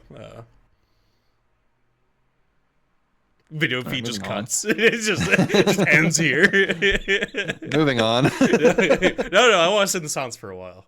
But yeah, no. The only like stuff I'd recommend like for that sort of stuff is just go to the beast part and like you'll see how to do stuff. If you have things like I always fuck up the name, but I think it's those outside the walls for World's Out Number, which I've referenced in almost all my videos on top of World's Out Number. That I think is a really good one where it just takes the classic D&D monsters and makes them into World's Out Number stat blocks. I recommend that book just because if you just want done for you already for a specific monster, then grab that book. You can get the PDF for like $5, I think. But outside of that, to make your own monsters, there's ways to do it. Don't do the foci thing. No, don't overcomplicate your bullshit. No. I actually have a serious problem with the philosophy from certain GMs that you need to do what the players are doing because there's, I think, this fucked up idea of fairness. And I don't believe in that as a designer, where it's like, I understand where it's like, I understand from this point of like, if I use the rules they use, they'll understand like what they can do about it because they're on the same playing field. And I think in some circumstances that's fine. But I think holding yourself to the same things the PCs have is, I think, a really bad thing to do in terms of like actually making interesting encounters and doing different things. I just see a lot of people make worse designs and encounters because they're like, well, I don't want to give this stat block this thing because by the rules they can't be dual wielding these like great swords or whatever it is. It's like, doesn't matter. The character you made can, and like there's nothing, it doesn't matter if they can, like that shows how different they are or whatever it might be. Where I'm I don't know, I find a lot of players can sort of like shoot themselves in the foot by like trying to do what the PCs do. Also, making characters just has so much more shit to it, and NPC stat blocks don't, and so it's just you're making way more one line and maybe like 3 sentences in this. Yeah, exactly. And when we get to that part, there is actually like, there are little things for humans in this that are like, here are things that they could have. Yeah. They are much simpler than foci are, like, but they are just as impactful. And you don't have to fucking build a whole ass character for it. No, exactly. Because this is an apocalypse game. You're likely, unless you're playing like super weird mutant wasteland, most of the people you're probably going to be fighting are humans. Yeah. Yeah, the true monsters of the wasteland. Yeah. Turns out it's man. It turns out man. That was weird. You had like an accent when you said that. Yeah, just getting into like a North Atlantic way of speaking. Turns out it's man. Turns out it's man. My goodness, it's man. Was there anything else you wanted to say part of your foci opening spiel? Was there anything else you wanted to add? No, I got some things that I want to bring up, but I think you said you had a list of a couple you wanted to mention as well. Well, the big one was just, it's on the first page, but like the Apex Predator one, yeah, that one's fun, is just so fucking sick. I just love that because I just think I've always just loved Monster Hunter type stuff, and I think this is just such like, if you want to make a Monster Hunter character, like you grab this and it's just so fucking good. It's ridiculous. I'll just read it out because I think I'm gonna put this in audio form as well. So you have extensive experience in hunting or handling dangerous wild animals and know how to avoid, intimidate, or kill such beasts. And so for level 1, you gain survive and shoot as bonus skills. Once per scene as an on-turn action, force any hostile beast in combat with the party to make a morale check. Add half your level round up to any damage or shock done to sub-sapient beasts. So that's just level 1, which is already very solid. Level 2, once we're seen as an instant action, force a beast you've hit to make a physical saving throw at a penalty equal to your survive or combat skill, whichever is higher. On a failure, it takes your maximum hit points and extra fucking damage. I threw in the fuck in there. Kevin Crawford did not do that.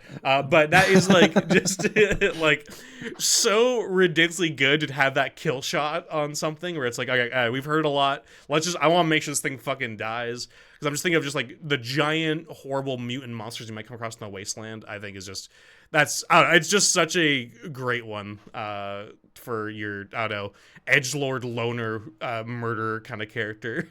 Yeah, to stab it to one shot a Deathclaw somewhere. Yeah, exactly. Just this fucking like wasteland big game hunter kind of thing. Yeah, you have other stuff like diplomat, which is just giving you like you speak every language common to the area. You can learn new ones in a week. Fluent in a month. You get to reroll skill checks on diplomacy. There's lots of combat ones like Deadeye. You get bonus skill. Shoot as a bonus skill. With a diplomat, you just made me think. Did you ever see After Earth, the Will Smith and Jane Smith movie?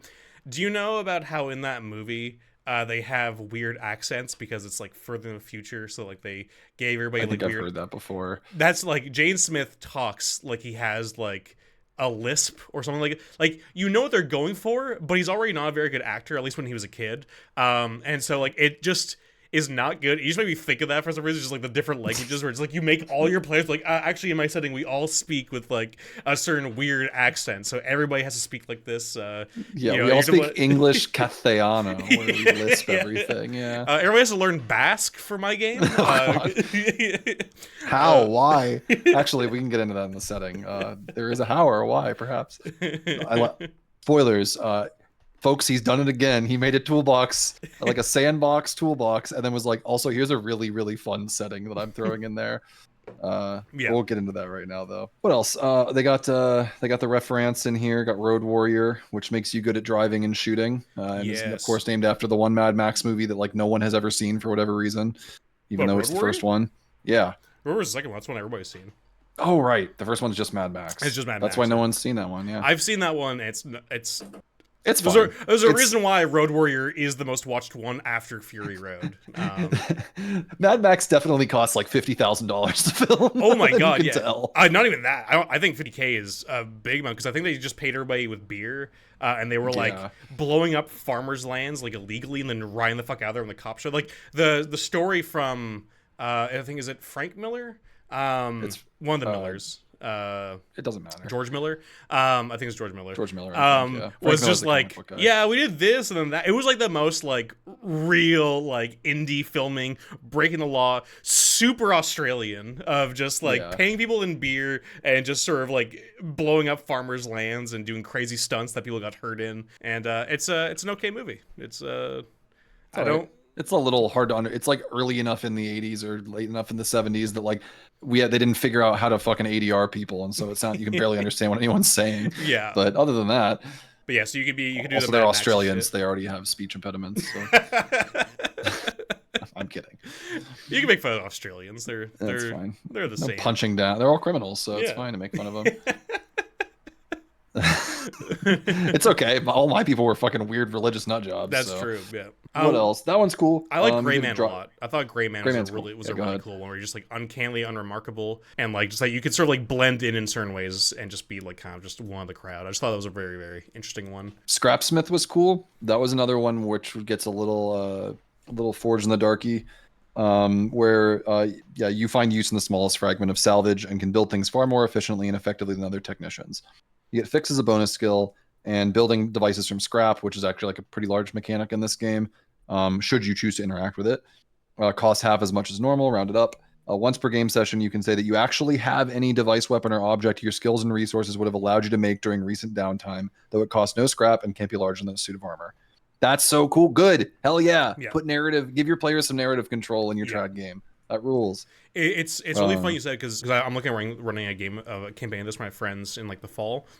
Yeah. And immediately when I said this to my players, one of them honed in on this one. Was like, I think this would just be really cool as just like a sort of like a techie kind of guy, just sort of building different things as like for, you know, both the headquarters and also like just out on the road and everything. I just think it's just such a very like anything that gives you like lots of ideas of what you could do with it is always just such a great design. This game features the mod system that was present in Worlds and I think Cities, and I think this game has the highest chance of anyone actually using it, which in my experience no one has ever used that. So this game gives you a lot of incentive to actually use those systems. I do like that there is also skilled combat rider, which is beast riding instead of car riding, so there is a differentiation between riding animals and riding vehicles. Yeah, though there's no reason to take that if you have the Cowboy Arts Edge, which is my favorite name for an edge. We'll get into that later. That's a setting specific one. I like Spark of Brilliance as well, which is whether a grizzled veteran who can still perform when the chips are down or a young prodigy with flashes of genius, you demonstrate sudden moments of superlative skill. Gain any skill as a bonus skill. Pick 3 skills relevant to your background or concept. Once per day as an instant action, treat one of those skills as level 4 for the rest of the scene. This insight doesn't last long enough to undertake prolonged effort, such as gear construction or mod maintenance, but it's enough time for surgery or repair. Anytime you advance a level, you may choose to swap out this focus for a different one.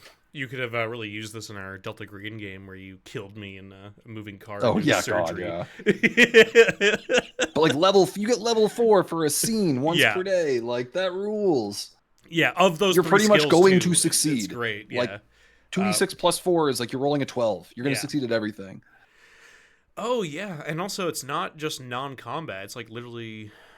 It's for a skill roll, but still. Yeah, but I mean, doesn't an execution attack? Oh no, yeah, you would get it for a combat skill. That's true. Yeah. Yeah, as like because execution attack counts as a skill roll, right? Because that's. Yep, and I mean, but it's just saying once per day as an instant action. Treat one of those skills as level 4, so you could be your shoot 4 for the rest of the scene. You get a +4 to all of your rolls. Oh yeah. Shit, yeah. I didn't even think about that part either. Yeah. I was thinking just the execution attack, how it works. But yeah, no, that's sick. Yeah. Strong back, which is just literally the same name as I think what is in Fallout, which I think is also called strong back to get the extra 50 encumbrance in that. So yeah, this is just you treat your strength as 18 for encumbrance purposes. Which I think makes this is one of those games where, because of the genre, I would be using that stuff a lot more. I often don't for other genres. I just don't think it necessarily adds that much. Not that sandbox games in fantasy gaming doesn't add to it. It's just a lot of times when I'm running those games, I don't necessarily care as much about tracking every little thing, or I want very streamlined mechanics for me to do that, because otherwise it's like working out, where it's like day 1 we're tracking everything, we're doing it all, and then like day 2 still kind of doing it, falling off a little bit, and then like by day 3 I'm like it's too much work. But I feel like this is just like a solid like central theme is the survival type stuff. So I think even Worlds, like, it's not burdensome to track weight and stuff, and because it's also integrated with like your equipment and like what you can have readied, it like, because that's part of the problem with encumbrance and, you know, like gear systems in other games is like you have all of your mechanics that are like, what can I have, you know, what am I doing moment to moment? And then you have this one thing that's just a number that needs to be lower than another number, and you never otherwise interact with it. Yeah.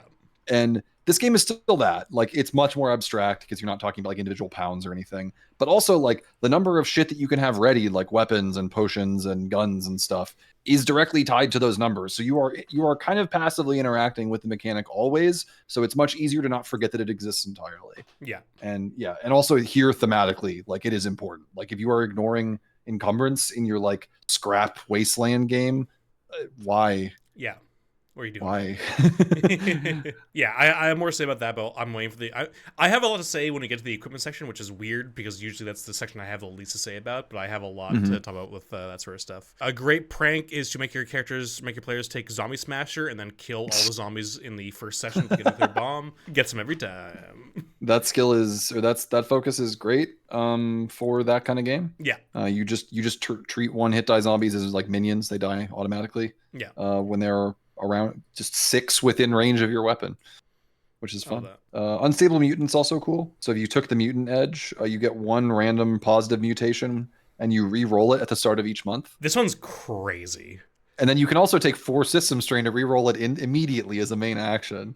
That one is just so nuts because you're basically just like an X-Men.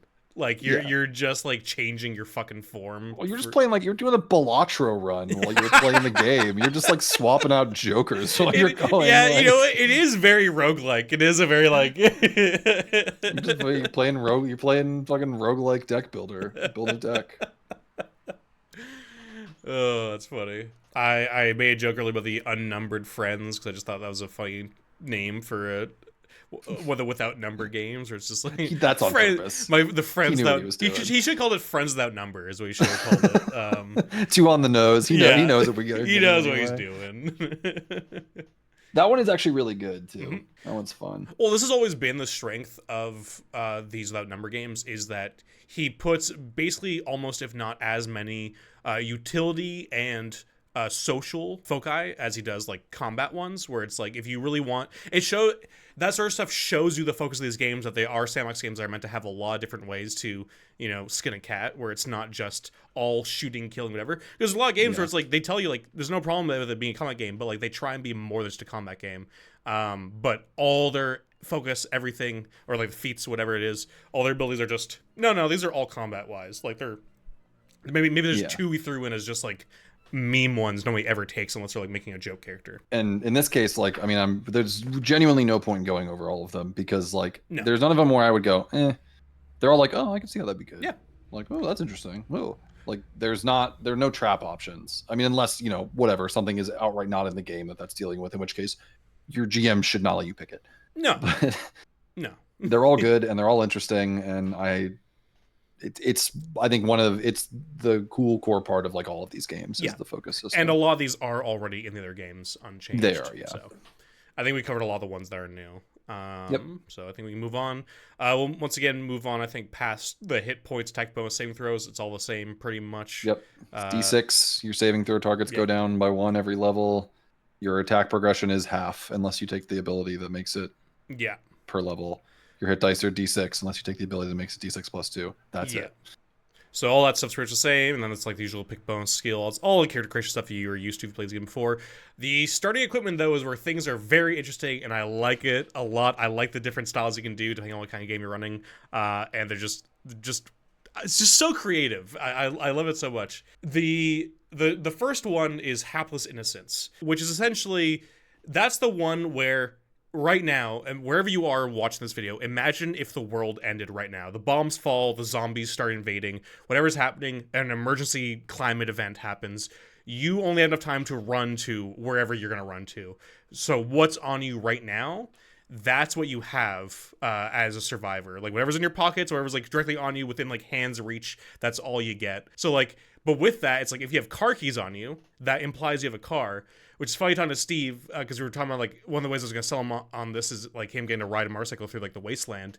He always has his motorcycle keys on a carabiner attached to his pocket. So he will just have a motorcycle in the apocalypse if he did this sort of thing. Where it's like, you have a motorcycle right there. And also whatever's in the motorcycle or, like, in the car. There's stuff like you can go home and what you could reasonably get in a quick amount of time. Can you go home, essentially, is one of the major decisions, Yeah, exactly. If it's not, again, if your whole city's nuked and, like, you just start out, like, on a hiking, like, trail just outside the town, maybe you only have what you brought with you, but you don't have anything else that you can actually go back to or whatever. But it's just such a creative thing to start. Firstly, it's a very quick start. It's, I think, a very grounding start, because the thing about these games is that you could set an apocalypse in your own hometown or wherever you are, where that could be a really fun thing where it's like, guys, we already have a map, so we already have the map done, because we'll just get like a map off of Google of like Montreal or, you know, New York, or wherever you live. Yeah, where you and I live, Montreal, New York. Yeah, exactly. That's where we live. Don't look into that. So yeah, I just love how much you can really, I think, make it close to home in a way that I think could be very immersive from jump for your players. Yeah, and that was always the dream, right? Like, I loved trying to do that when I was younger. Like when I was in high school, like first getting into RPGs, it was like, well, I mean, you didn't have as many options back then, but it's like, yo, we can make ourselves in GURPS. Yeah. And like, we just give you everything that you have. And it was like, oh, this is cool. It's also incredibly tedious because it's GURPS, but but this is like, yeah, it's cool. Make yourself, like, you have a game right there. And if you're familiar with your own hometown, which unless you just moved, I hope you are, like, that's an easy game to run. Yeah. you know everything. You can, I don't know, maybe don't like slander your neighbors and stuff as part of the process. I was like, if you hate your town, it's even better. Go for it. Yeah, shoot it. You get to role play just being live nuked. out your live out your best never mind. I'm not gonna say anything. Yeah, just this next section is just all beeped and just like black bars over our faces. It's yeah. School shooting fantasy. That's like I was going to say, like, yeah, just like don't do the equivalent of like some kids who are like, oh, I made my school in old like Counter-Strike Source, and they like get like fucking swatted because they think they're gonna like blow up the school. It's like, no, I was using a real life reference for my game. But yeah, so that's the first star. That's like like I said, the bombs drop now. What are you doing? The next one is You Saw It Coming, which is essentially that, like, honestly, in a way, probably where a lot of people are right now in our current life, with all the global conflicts happening, the rise of fascism, all these things that are happening that you're probably watching this video to escape from right now, but fuck you. Some of you might already have bug-out bags. Like, I wouldn't be surprised if we get comments saying, like, I actually have, like, a bag with, like, a gas mask and, like, rations for a month and, like, water tablets or whatever. It's like, cool, you got a bug-out bag, you got some stuff. Basically, it's in this you have the belongs from the hapless innocence option and any residential possessions that allows, and then you also pick 4 choices from the list below, which is just this big long list. So you can just grab whatever you think your character would have for that. Where it's like, oh, I would take this, this, this, and this for if I was getting myself ready for the apocalypse to happen. Yeah, and then the third one is more for like your established apocalypse. Yes. Where it's like we are, you were born into it or you've been living in it for a long time. To even be alive in this apocalypse, you get a handful of things, which is like, a primitive melee weapon or bow, a knife, a backpack, sleeping bag, tinderbox, torches, things like that. Like you're alive in the apocalypse. You know what you need to stay alive. And then you can pick a handful of other things, depending on exactly how far in the future the Well, that's the thing, too, is that a lot of this is, again, more that randomness that I really enjoy, where you can pick one item or roll randomly for 3 of them on these. Yeah. So it's just, that again, that little thing of, like, yeah, you can either choose, or if you want to get more stuff, then you could roll randomly, but it might be a bunch of ram crap that you just happen to have. And honestly, I think a fun thing you could do if you did set stuff up in advance that you could do for either You Saw It Coming or Hapless Innocence is if you actually want to put stuff around the house or wherever you're playing and be like, hey, guys, you guys have 5 minutes, put on a timer on my phone right now. Whatever you guys bring back to the table that you can carry in your arms, your characters have. That could be fun for you just to put little things around the house. Yeah, I scatter like loaded chambered firearms around the house. Yeah, exactly. Like you're playing with kids, great time to just.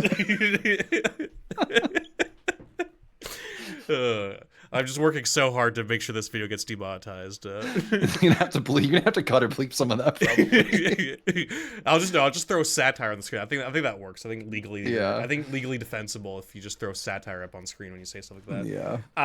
But yeah, no. I think with stuff like if you had like binoculars or whatever at home, or even like if you had like Nerf guns, that you want to be like, oh, this will act as a gun in the game. Yeah. Or no, guys, that was literally just a Nerf gun. I don't know why you picked that up, but you're stupid. Yeah. Idiot. I know, actually, because this might come up later, but I think it's fun to bring it up now, because I just thought it'd be interesting to talk to you about this more. This is more of an opinion thing, even though there are, I think, not necessarily rules, but there are some things it says in the game of how you could do it yourself. Yeah. But for your own game, if you're doing it, for like money and bartering, how do you think you'd approach it? Because you can do, obviously, it depends on context, obviously, because there's so many different ways you could do it.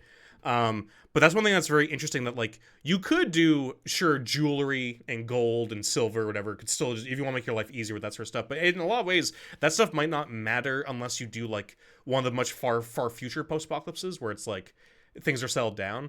In like the sort of near future kind of things going wrong, a bottle of water is going to matter a lot more than 5 and I necklaces. think I think the book says as much. I mean, I know you said like, what would you do regardless of the book said, but it's like, I mean, people are going to trade, like they'll barter with you, and like whatever they need is going to be worth more money than shit they don't need. So I like that. I mean, I think it puts a little less emphasis on like wealth as like a goal in the campaign, because often if you're running like a fantasy trad game, wealth is that might be your experience marker, right? Is how much you might do gold as XP or something. And acquiring it is kind of part of the game, whereas this, it's like really more focus on the stuff. Like, do you have the right stuff? Do you have stuff that people want? Like, it's not, I'm going to go out and get money. It's like, I heard that there's, a cache of, like military, I can't think what they're called, but those big water, like balloon things. Yeah. That they, it's like whatever, 1,000 gallons of clean water. Like I heard there's one of those sitting out there untouched. Like that might be worth, a dozen favors in the town that you're in right now. That's way more interesting to me, especially in this setting, than just trying to codify what everything's worth. And everything still has a I that's what I was thinking, because I moved over just to skip. I just skipped past the combat stuff just for this moment, because I think we're on this. I think this sort of follows more what we're talking about right now, which is like 70 is the equipment section.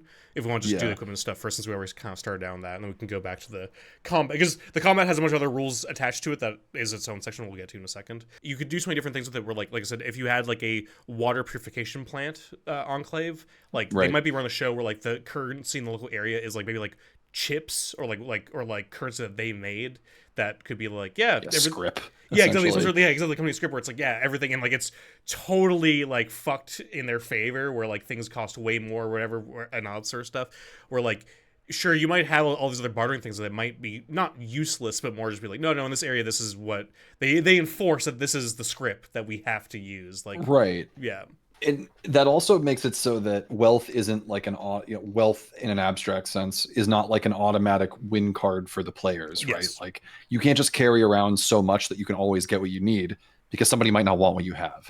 Which is just because you're a level 8 character who has like some really good gear doesn't mean you can automatically just buy out all of the survival supplies that you need all the time. 100%. Because I also think I recently played and finished Days Gone, and in Days Gone every different camp you come across has their own like camp credits, where it's like it's tracked differently on basically you doing jobs for them. It's just like, so you might have like 100,000 camp credits with one camp and almost none with another, because you've done a bunch of work in all the missions of this one camp, but nothing for the other camps. And so you could do something like that. I would say that would probably be a little bit too much work, depending on how many you have. Like, if you had, like, 3 camps, maybe that's a system you could do, where it's like, Go ahead. We'll get there when it talks about how many enclaves you should set up when you're running the game. And so, like, that sort of stuff you could do, depending on what you want to do. But I do think that is absolutely something you need to think about. I agree that I think if you just fall back on, I'm just going to stick to like silver or like credits, like if you want to do like scrap as both money and the tools, I think that could work as just like, because there's a generic sort of scrap counter that the game uses, that you could do that, where it's like this works as both an abstract idea of different things to build stuff and also pay, so like you're eating into your crafting as well as your maintenance in cases. And there's an interesting take on it in, again, he just has to make a really interesting little setting for this. There's an interesting take on it in the setting as well, but we'll leave that for later. I mean, you can talk about it now if you want, or we can. It's just interesting because it's essentially like money still means something, but only in certain places. Where like, if you find stuff that was working from pre-fall, because it was like, it's spoilers, it's set in the same world that Stars and Cities and World are in. Like it's set on the same Earth, and it's after the scream that happens in Stars that shuts up, fucks everything. And so there were plenty of like automated vendors and stuff that might have things that, are tech, in this game's parlance, like tech level 4 or 5, like essentially like exotic technology that you can only purchase with like gold, because the way that the setting was set up was it was some weird guy's fantasy trying to be like the Old West. So gold is valid currency. But we'll get into that stuff. Kind of get in the weeds, but there's a lot of stuff you can do. Like that's an interesting way to kind of say, hey, I'm going to do both. Because then gold is valuable to everybody, because they're like, I don't know, if I find one of those vendors and get something good, maybe it's worth it to me. So everyone will trade with you. So that's also an interesting idea. And so with the gear stuff, because one thing I want to talk about is damaging or repairing gear, like you said, maintenance, modifying, sort of stuff. I like it a lot in this game and these kinds of games. Because I'm somebody, this is bleed over from video games. But one thing I think I'm burnt out on because of like video games is crafting systems in games. I think there's a little bit of bleed over. It's not quite the same, but like there are so many games that just have it because it's a thing like we need. But there's a lot of games where I'm like, you don't need crafting. Why would I be crafting? Just let me buy stuff. Like I don't care that to get the best gear or whatever, I need to craft to get it, or like some of the best gear or whatever. Like there's no reason for me to do this. But in a post-apocalypse setting, it is so part of survival that the crafting to me has a narrative reason why you do it, so I therefore like it. Like, I have no issue with that in Last of Us or Days Gone or games like that, where it's like, no, I should be making my own stuff because you can't always buy everything. But like when you're like in games where it's like, oh, I'm in a big city, why am I crafting? Why am I doing this? Like, isn't there like a city at like every like hour away? Like, why am I fucking doing this? Let me just buy stuff. Why did I have to collect 36 rubber bands? What was the point? Yeah, let me be a consumer. But a lot of it does feel tacked on because it's a thing to sell. It's a selling point, and also just that, like, you know, it's extra padding, exactly. But like, I think that for this is just, I think it gives the players more reasons to go exploring and go and do certain things, is to have stuff break down and to find cool stuff. And just, I think you could do somewhat fetch quests as sort of side objectives for people to get more scrap, to get more stuff for whatever reasons, which I'm just a fan of for this kind of setting. But yeah, and like, just like everything else, if you don't want to deal with building gear, modifying gear, whatever, you can just omit that. Like, you don't have to do it. Yep. I think overall, I think you should go for it if you're doing this kind of game. Obviously, do whatever the hell you want. It's your game. But I do think, for a lot of games, I think we have these systems in place because we feel like we need to for realism or whatever. And I don't think thematically they often matter. If you're just doing a game where you're all monster hunters and you're all badasses who are slaughtering things, maybe it matters for making gear from the monsters. But outside of that, I don't necessarily know if it always matters to do that sort of stuff. But for this, so it's like survival. Survival is the name of the game for the most part until it's finally maybe not survival if, you know, you get far enough. But I would include these personally. And if you aren't going to include them, make sure you tell your players that early on. I'd be very clear about what is and isn't, because people might make tinkering characters. And you might think they're just doing it as like a fun flavor thing. But they might be like, no, I really want to get involved with like I won't be the guy who like maintains everybody's gear and everything. So if you don't have that there, they might feel like, can I make a different character then? Because I didn't realize that we were just going to skip over this big aspect of the theme of this genre. And as I mentioned earlier, there is none of the without number games that you have a higher chance of somebody wanting to engage with that because it fits the setting so much better. Yeah. From personal experience, I've run 60 sessions maybe total in the 50 plus sessions of Worlds Without Number. I have one session have I ever had anyone attempt to interact with the crafting rules. Yeah. They are just, you have to find somebody who's interested in it, and then you have to find somebody who's also, that's what the thing that interests them most about what's being provided to them, or is in the top of their choices at least. And I think it's a much more tantalizing option here, where the scrapping system can be more integrated like tightly into the normal gameplay loop, where like you're finding scrap like normally as part of your just part of your adventuring. And it's not money, like it's not, you know, it's its own reward. So and I think I'm probably like in around the same ballpark of things, and I have to agree. Like, I don't, like, for fancy stuff, a lot of people don't care about that sort of thing. It's a shame too, because like Worlds provides cool systems for that. Like, it provides, you know, magic item creation, it provides permanent magic item creation, like it provides weapon modification and crafting, like, and nobody seems to touch that. And oh my god, this is gonna be so annoying to listen to, because we keep saying we'll get to it later because there's so much to cover and it's all over the place. But this game in the campaign section, which we will get to later, does cover that exact problem that I like a lot. That it actually explains how you should do something for that. Because I think a lot of times we get people who don't do certain things because it's just their play style. But I will hold off again, and then we'll get to that part. But with that equipment, you have your usual armor sections, which you have like a bunch of different ones from like pretty high level stuff, like higher tech level type stuff, I believe. And then just very, because this uses the tech level system from Stars, where like it goes from Neolithic to like exotic future tech. And your setting can be wherever you want, obviously. But it provides examples for all of those. And you have ranged weapons, you have melee weapons and thrown weapons. You just have all the stuff you get from Stars and Cities. I would say this is probably most similar to Stars in terms of the weapon lists and stuff. Because you have weird shit like laser rifles, plasma rifles, like cutters, mag pistols, neutron blast. Like it's a little on the it goes all the way into the sci-fi side, just because like your Gonzo, you know, mutant wasteland game, to use this game's categorization, might have crazy sci-fi stuff. I mean, even Fallout pretty much gets there. and it's not like that was crazy far future.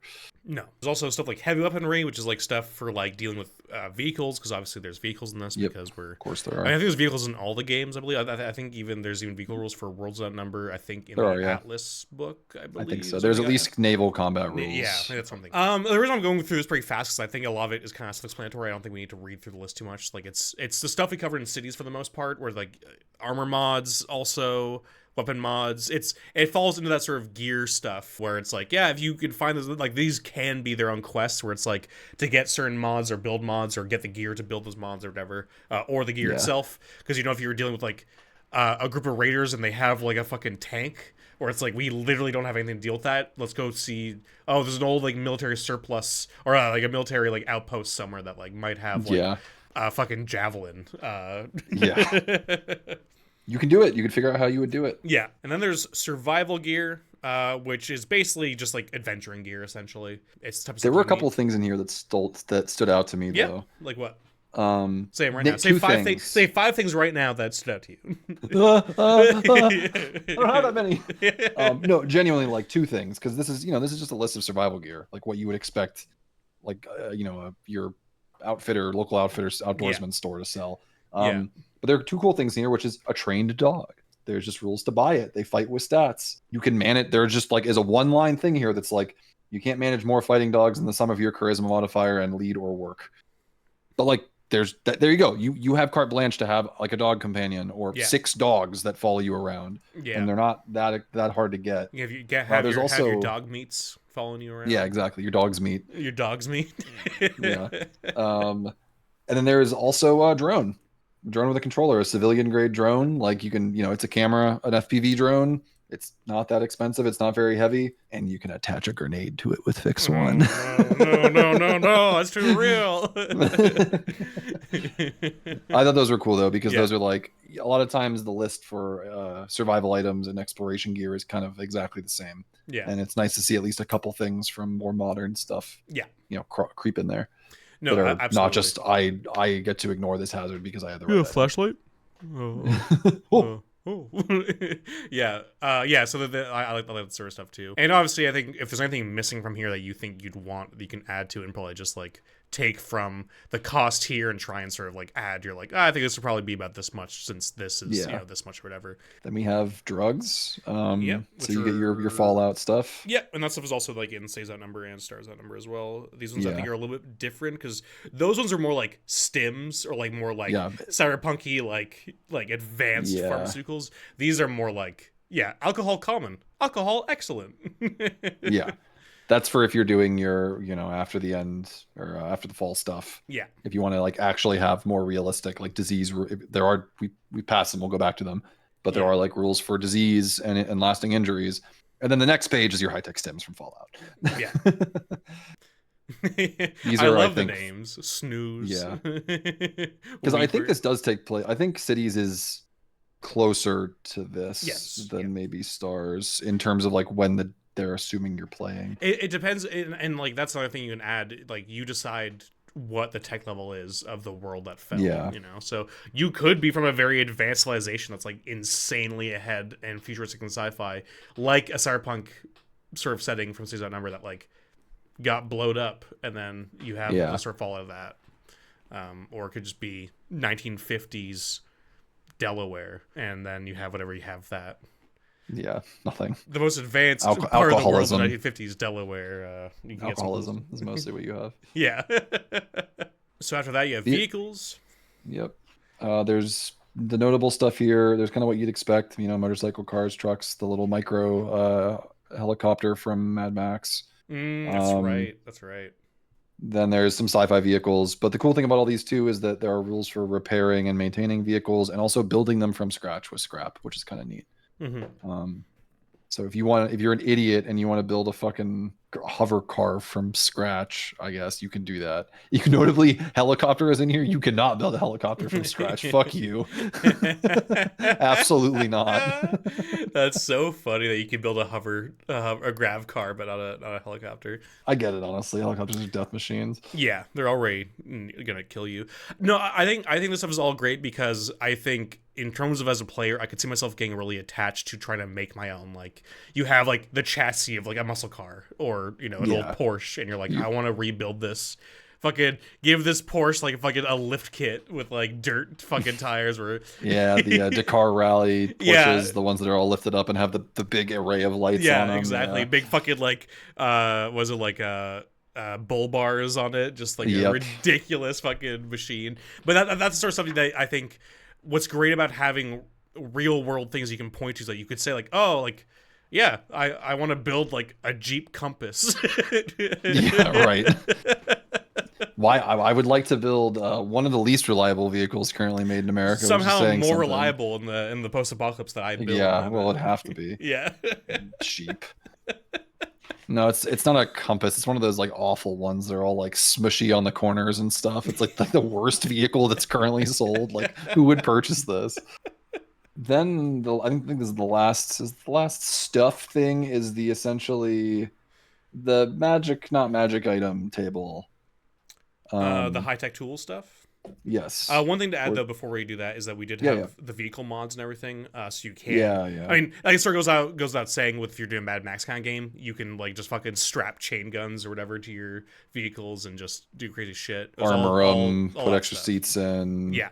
Give them ERA so they fucking blow people up when they get near you. Yeah, which is, again, all stuff that's in the other sci-fi games, so nothing really new there in terms of... But I could see these getting actually used. I would not see these really getting used in cities. Like the guy who is the car guy, I can't even think of the class name from Shadowrun. I think he's just driver or something. Why the wheelman? Yeah, I think. Why would you play that guy? You get to do nothing for most of the time. Then you get to make a bunch of rolls that if you fail, everyone dies. Yeah. It's like, okay, why? That would be so funny. You finally, after 6 sessions, be like, my time to shine, and just roll your 300 dice, all come up at once, and you just go off the road. Yep, everyone dies. Everyone gets a grenade went off. Everyone gets chunky salsa ruled because his vehicle is armored. There's a lot of fittings and weapons for the vehicles, and the vehicle combat rules in general. We did not cover them. We probably won't do the combat in a ton of detail, but they're good. Like they're a riff on the existing without number rules, and they're solid. They're not super complicated. There's stuff for everyone to do. There's gonna be the issues you're gonna have. I've played Stars Outnumber, and I did find that the vehicle combat rules in that one were kind of rough in places, and I do think the Worlds Outnumber ones did a little bit better job. At the end of the day, it is a system that's not really like a primary thing, and like it's kind of it is such a higher level of dealing with stuff that like it is hard to have both work perfectly. But I do think with some leniency and some GM fiat, I think they're fine. I think if you go online, people I think overly attack a lot of the vehicle rules for the Without Numbers games. I'm like, honestly, man, I was able to do them and have fun, and sometimes I kind of just like hand waved some stuff where like, it's more cinematic if we just do this right now. But outside of that, I didn't have too many issues overall when I've run vehicle combat in these games. And like the classic issue you run into with, I mean, it's worse with like spaceship or naval combat. And I don't remember the Atlas naval combat, but I remember it taking steps to try to alleviate this, which is not everybody's always going to have something to do. Mm-hmm. Or not everyone's always going to have something interesting to do in vehicle combat like that, because you can have 3 or 4 people, and sometimes there's only like 2 cool things to do in a turn. And that's what I think people get pissed off about. But I'm just kind of like, that's kind of just the nature of the game. Yeah. Though. I will say that this being, a post-apocalypse setting, you can imagine something more Mad Maxy where there is actually something for everyone to do every turn because 1 or 2 people are in each vehicle. You're in a fucking car convoy, right? Yeah. It's not like you're operating a main battle tank. And also, if you're just in a big SUV and you're in the back of it and there's a main gunner and a driver, you can still have your rifle that you're shooting at, trying to take pot shots at the tires and like throwing grenades back and trying to time off your cooking and stuff. Yeah. Like the thing about like the problem with the space combat is that you can't stick your head out like the window, like pull out the window and start fucking blasting. You can, but you just immediately get ripped out. You're like maneuvering. They're like turning this way, and you're on this part of the ship, and so you open the door and you just fly out. Yeah. Oh god. But yeah, sorry. So you want to move on to the essentially like minor magic items, but some of them are actually like also pretty fucking sick. Yeah, they're tech for sure. I mean, they're again like exotic technology kind of high tech items. This is a huge list. It's a huge list. It's like gigantic. It is a 3D 100 list of items. There is, and they're not. They all occupy 2, so there's 150 items, but still, it's a lot. But these are the kind of things I think that you can throw in to sort of like spice up your dungeons, or like just as an extra reward, or a thing to find like on a body after like a big combat thing. Like it's just there's some fun things here that like they're not like cyberpunk mods that like really change the game, but some of them are pretty nice for like as flavor stuff. Yeah. Or they're just weird, and you're like, I don't know what I would use this for, but I might use it for something. Yeah. These reminded me a lot of they get weird. They reminded me a lot of stuff you would find in like, I don't know if people are familiar with it, but Caves of Quud or Quood, however you say it, which is like a weird like it's kind of like super apocalypse dying earth sci-fi where it's just like, what the fuck, who would even make this? For what purpose would you ever do that? But it's there, so then you have it. Yeah. And some of them get really silly as a result. Yes, I mean, and like, yeah, that's thing. Like, some of them are just really like just fun little things that could be, fun little like bargaining chips, I guess. Yeah, and they have like there are that go into them the energy cell rules, which are the like sci-fi rules where they work for a turn on an energy cell, or they work for a day, or they don't, they die afterward. They're single use. So there is that. Yeah. Instead of your classic D&D charges. I had like a couple that I had called out here that I thought were cool. The atomic blender is fun. It'll grind pretty much anything that fits into it. It's less durable than TL4 military grade armor. Okay, that's and like doesn't need outside power. That's like, I mean, you could see a lot of uses for that. Yeah. Like, it's kind of it's essentially functionally a sphere annihilation for your campaign. You can just do the can you blend it old YouTube show, but will it blend audience. Depilation wand, which literally just makes someone's hair fall out. Break the morale of your enemies. The dance buddy, which is like jewelry that makes you really, really good at dancing, but also you have to dance when you first activate it. Like, it gives you dex bonuses and stuff, but you must dance when you first activate it. So it's like upgrade, but for a dancing kind of. Yeah, pretty much. That's so. Personal BGM trinket is fun, where it's just an onboard AI provides thematically appropriate background music whenever activated, keying it to the user's activities. The music is loud, but grants +1 bonus to hit rolls and skill checks for the user while active, though they fail all hearing-based skill checks. Oh my god. So it just plays your leitmotif whenever you go to do something. Yeah. That's so funny. There's a holoporn, which is just holoporn. Hell yeah, brother. Just a big projector, pretty much. Polyglot signs, which I thought are cool, where it's like you write on the sign and anyone can read it. That was a fun little thing. You saying that you can project it makes me think just like that scene in Mulan where like they light like the fires of the Great Wall. It's like, now all Chad knows you're here. It's just like a line of guys firing up, pouring into the sky as oh god, just a line of them going down. There's one in here that is literally, I didn't even write down the name of what it was because it is literally just an immovable rod from D&D. Is it the stasis bar? Yeah, when triggered, it remains frozen in place until deactivated, even if it's hanging in midair. There you go. It's D&D honestly, time, baby.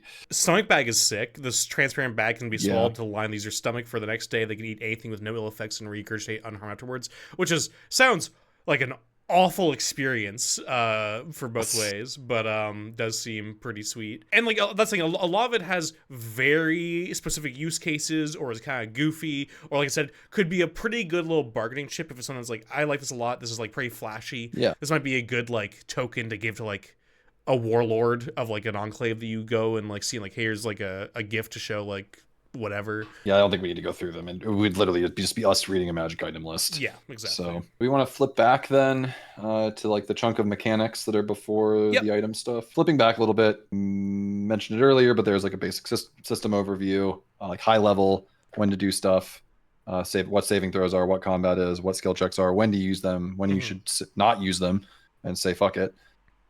System quick reference for all of the core systems, which is always nice to have. Kevin has only ever made a GM screen for Worlds, and you cannot get it. You must know someone who has it. I do not know why. I assume he lost the file at some point and is not willing to admit it, and frankly, I respect that. Explanations of time intervals, scenes, rounds, turns, etc. Saving throws, skill checks, when to call for skill checks, helping people. All the same as all the last games. Combat is D20 combat. There is a good thing in here, like I have it in my notes, where he specifically calls out that combat takes place much less frequently than in a normal game, like it should, because the PCs and NPCs should prefer to not be killed. Yep. And combat more so than even doesn't in necessarily take up that much time, or doesn't happen that much in the other without number games. Like it does, but like when it does, it's usually because if the players are smart, they've stacked the cards in their favor, and you kind of want to do that even doubly so in this game. I like his like little example here, which is Billy the Skull Collector didn't get to be the boss of his cannibal raider band by inviting sucking chest wounds, and his minions are made up of those men and women who have proven most talented at not getting eviscerated by their prey. Essentially, they aren't going to fight unless they think they can win, and can win without losing precious manpower. Ruthless or deranged enemies might be willing to shed their blood carelessly or for sufficiently grand prize, but most NPCs will not be starting any fights that seems likely to get them killed. GMs should keep this general love of life in mind. No one who's made it this far in a broken world is going to be in a hurry to bleed to death. That's like, it's not like Suicide Number where you're in a big city that you might have a shitload of cops that are like called in, who are all paid a shitload to basically just go in and murder people as have like huge numbers. It's like, no man, if we lose Jerry and Brad, like that's like a tenth of our gang that we're not getting back. We might die. We might just slowly lose, like, because Jerry's the only guy who knows how to hunt. Yeah, exactly. But then it just gets into how combat works. It is D20 combat. If you've never played combat in a D20 game, in this game, you roll initiative with a D8 and add somebody's dex modifier, and you get to go, your whole side gets to go at once. You choose which order you go in, you roll D20s with your modifiers. If you hit people, you roll damage. I hope this is not a shocking thing for anybody. Without number combat, does have like a moderate. It's not technically purely grid based, but it does have a moderate amount of tactical options. There's a page here that just covers them. Melee attacking, snap attacking, swarm attacks for weak enemies, screening allies, charging, etc., all that good stuff. There's also initiative, cover, basic rules for cover, shock damage, which is kind of less important in this game than a lot of games. Not a lot of things do shock in this as compared to the other without number games. Well, because shock is mostly like melee hits. Melee. So you're probably in a world of guns, you tend to not do melee as much unless. Again, why would you let someone get in range to chop you in half? There's a reason the world has moved to guns and like as like a thing usually, because turns out ranged kind of OP. But shoving and grappling, dual weapons don't suck ass in this game. They didn't in Cities either. Execution attacks, and then something that's actually worth talking about, which is traumatic hits. And I feel like traumatic hits almost kind of replaces shock in a way, not like in terms of like a mechanic, but more just that like in terms of like the lethality. Because the thing about shock is that shock just makes your games more dangerous, because unless everybody has immunity to shock, you basically start chipping away at games or at encounters in these games, because you tend to not have as much I roll, I hit, or I roll, I miss, nothing happens. It's just like, oh, I miss, I do 3 damage though. And this guy only has 9 health, so he is getting hurt over time. And traumatic hits, even more so. Do you want to explain traumatic hits, Jack? Because we have done this in Suicide Number, but it is still kind of a new mechanic. Yeah, and it's pretty straightforward. So essentially, everybody has something called a trauma target. It is 6 by default for everybody, for everything. It will note for enemies if it is higher or lower. But you as a player is 6. There are a limited number of ways to raise it by maybe 1 or 2 in this game. There were a lot of ways to raise it in Cities because it's a cyberpunk game. There's a lot of things that make you not die. But essentially, weapons then have a trauma die that is like a D6, because there's no point in rolling lower than a D6. D6, D8, D10, D12. if you roll and you meet somebody's trauma, like if you get a hit, you roll your trauma die with your hit. I think it's if you meet or exceed. It's meet or exceed. Yeah, if you meet or exceed, right? Because it'd have to be, because D6 wouldn't matter. You did hit a 7 on a D6. Fuck you. No one can do trauma. No one can do traumatic hits by default. But yeah, you can. You could theoretically get up to like a 10, I guess, is like the highest example they give here. But if you meet or exceed somebody's trauma rating with your weapon on a hit, then you multiply it by the weapon's trauma mod, which is usually like times 3. Yeah. And again, player hit die are D6 and enemy hit die are D8. So if you're doing like a 2D6 weapon or a 1D12 weapon and times 3 modifier, 3D12 weapon, all right, cool. You've just killed a 5 hit die guy with an average roll, or 3 hit die guy with an average roll. Yeah. And guaranteed. I think you explained it well there, but I'll just read out the example in the book just for anybody who's still confused. Because it's very simple, but I think there's a lot of terms that might be a little bit confusing. For example, if Bobby shivs an unarmored mutant and rolls a 6 on his knife's 1d6 trauma die, he's inflicted a traumatic hit. He rolls 1d4 for the knife's damage, adds his +1 dexterity attribute modifier for the weapon, and adds an additional +2 damage from the custom monomolecular mod his friend installed on it. The total damage is 6, which is multiplied by the knife's times 3 trauma rating for a total of 18 points of damage. And like I said, there's a lot of big words there and a lot of little things, but overall it's very simple. On your character sheet, there's a little part where you can throw in what your trauma die is and what the multiplier is, because I remember doing it in person with saves that number. So there's a little thing that you can add in. It should all be on your sheet. It adds a little bit more crunch, but it's really not as much. Once you do it, you realize, okay, this is like, it's very simple. Roll an extra die with all of your to hit rolls. Yeah. So just have like a different colored die or something if you want to do that or whatever. But thinking about this, the reason why this is an optional rule is that this makes everything incredibly deadly. It could, because in the same way this happens for NPCs, it's also for you. So some street punk who stabs you in the gut and gets the trauma die on you, because you're probably a 6 unless like you have those like the hard to kill edge or whatever, or good armor, your character might die. Because if they do 5 damage, then it becomes 15. Very low chance you have more than 15 hit points early on in the game. You might, but like there's a very good chance that is your max hit points at like level 2. Yeah, I think it's actually, wait a minute. Did he do something that I'm going to commend him for? Because wait. Hold on just a damn second. That bastard finally did it. He removed Die Hard from the edges list. So there is hard to kill edge though. Yes. So in this game, everyone has a D6 hit points per level by default. Every level you roll your hit dice, and if it's higher than your current hit points, that's your new hit points. So if you have if you're 1 hit die, you have 3 hit points, because that's what you rolled a 3. You go to level 2, you roll 2d6, you roll a 7, you now have 7 hit points. In previous games, if you were like in Worlds Without Number, if you were an expert, you had a D6 hit points, or D6. If you were a mage, you had a D6 -2. If you're a warrior, you had a D6 +2 per level. You could also take Die Hard, which would give you an extra 2 per level, and I think it also increased your Constitution modifier or something. Yeah. But you could end up with quite a few hit points if you're like a warrior, a half warrior class. And also taking an edge where you just get extra hit points is boring. Fuck you. It's boring. Do you mean foci, or do you mean or sorry, focus? Yes. Yeah. No edges in was the number. That edge is that focus is boring. It's so good though. It's so very good. It's because it's a, why would I not pick this? Because I know I'm getting into combat a lot. Yeah. Like, why would I ever not pick this? Like, I would consider, I'm not that spiteful. I don't care. It's not a balanced game. I would consider banning that. Like I just think it's uninteresting. Because it's really good. You don't have that option in this game. You can take Hard to Kill, which just gives you the warrior progression, which is a D6 +2 per level. But the Die Hard foci is gone? Yes, it's not in there anymore. Wow. And yeah, Hard to Kill gives you a D6 +2 and increases your trauma die to 7. Trauma target to 7. But yeah, Die Hard is not in there unless you just renamed it and I missed it. Wow. Ash Without Number went woke. They got rid of Die Hard. They got rid of my favorite boring thing to take. No, that's great. Because that means what? You're at most talking 5 hit points per level.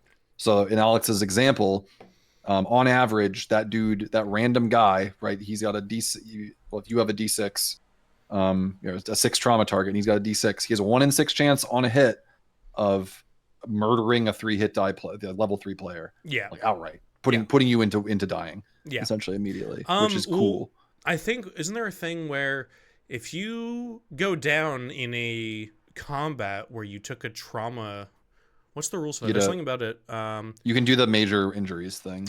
There we go. Yeah, in a major injury, you can die right away from major injury. So yeah, someone brought to 0 hit points in the same fight that took a traumatic hit, and that doesn't have to be the traumatic hit puts you down. If you took a traumatic hit earlier and survived with like 2 hit points, and then the next round you go down from like a punch to the face, that will count. It has to be. It's in the same scene, and even if you don't die, there's some really bad. There are things so bad on the major injury table that's like I'm retiring my character because they're like so fucked by this. And that gets called out in the book where he's like, you may have players who want to retire their character because of this. It also just makes sense in this kind of game where it's like, firstly, I mean, let players retire characters if they want to. Don't make a character or don't make a player. Especially in a sandbox game. That's like, in a story game where like you have the chosen one and the chosen one's like, actually, I want to retire. That's different if you're doing a linear story game. But like in a sandbox game, it's just like, why would this character with a broken back still go out on the road to go pull copper out of fucking right? And this isn't fucking Forgotten Realms. You're not there where you can like find a level 8 character and pay them 1,000 gold to fix your broken back. Yeah, no. Like you'd have to find like some high tech level like archaeotech fucking like robot. You have to find the pod from Prometheus to fix you. Because otherwise, I think major injuries are permanent, unless you do something like that, where it's like we literally need to find like a crashed spaceship and hope it has like a fucking auto dock on it, and it's basically like a 1 in a million chance to actually find something that will actually help you. Yeah, or it might not even exist in your setting. That's so like, you eat shit. And honestly, I would say if you are somebody who's doing a gritty game that is using the optional rule traumatic hits, and there's some more stuff on how to make your games more lethal, I would not allow that. I would just say, no, sorry, like this is the brutality of the world. Like, be smart and deal with the consequences of chance. That's just part of the theme that we're rolling with here. Yeah, and of course, traumatic hits are an optional rule, but they do recommend it for a couple of the modes of post-apocalyptic play. Yeah. There's also some more here that we can go over really quickly. The ordinary survivors. Yes, optional lethality rules.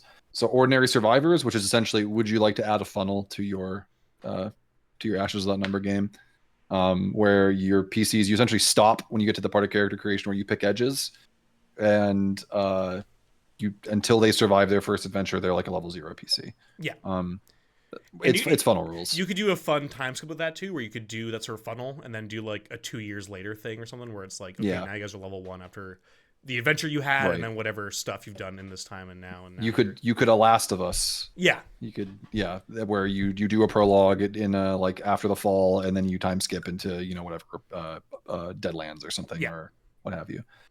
There's also fragile PCs, which is just straight up you only get a hit die every other level. And this is brutal. That's a brutal one. That's glass PCs, which is if you take more than 10 damage in a single hit, you're automatically mortally wounded no matter what. And then it's also, you could have sturdy PCs where you start with 12 hit points or your con score, and then you roll and stuff.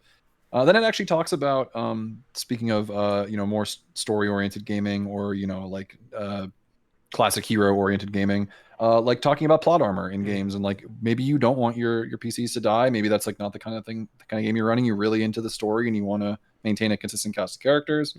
It talks about having plot armor, but also an interesting quirk, an interesting twist, which is saying like you can have your player accept risk or accept death, narratively, to tweak the narrative and have a little more narrative control. That's which I think is a really cool one. That's like very much like when I played a lot of like Trophy Dark, and like a lot of times Trophy Dark ends with the death or like the unraveling of the character. Before that, a lot of it is like losing equipment or breaking a leg or getting a mutation or whatever it might be in that game. And same with this, where it's like you might be like, okay, yeah, no, your character doesn't die, but like because you got bit by the zombie or like during this fight with the zombie, maybe we'll like roll a negative mutation for you, or some weird you get thing an that happens to infection, you, yeah. infection or disease or something on you that like is more like doesn't kill you, but is now like a new thing that you guys have to deal with as part of the story. Yeah, it's really cool because accepting risk lets you gives you a reroll, and then that puts your character at risk of a permanent, something permanent happening. And accepting death is essentially you get to succeed at whatever you want to do for the rest of the scene,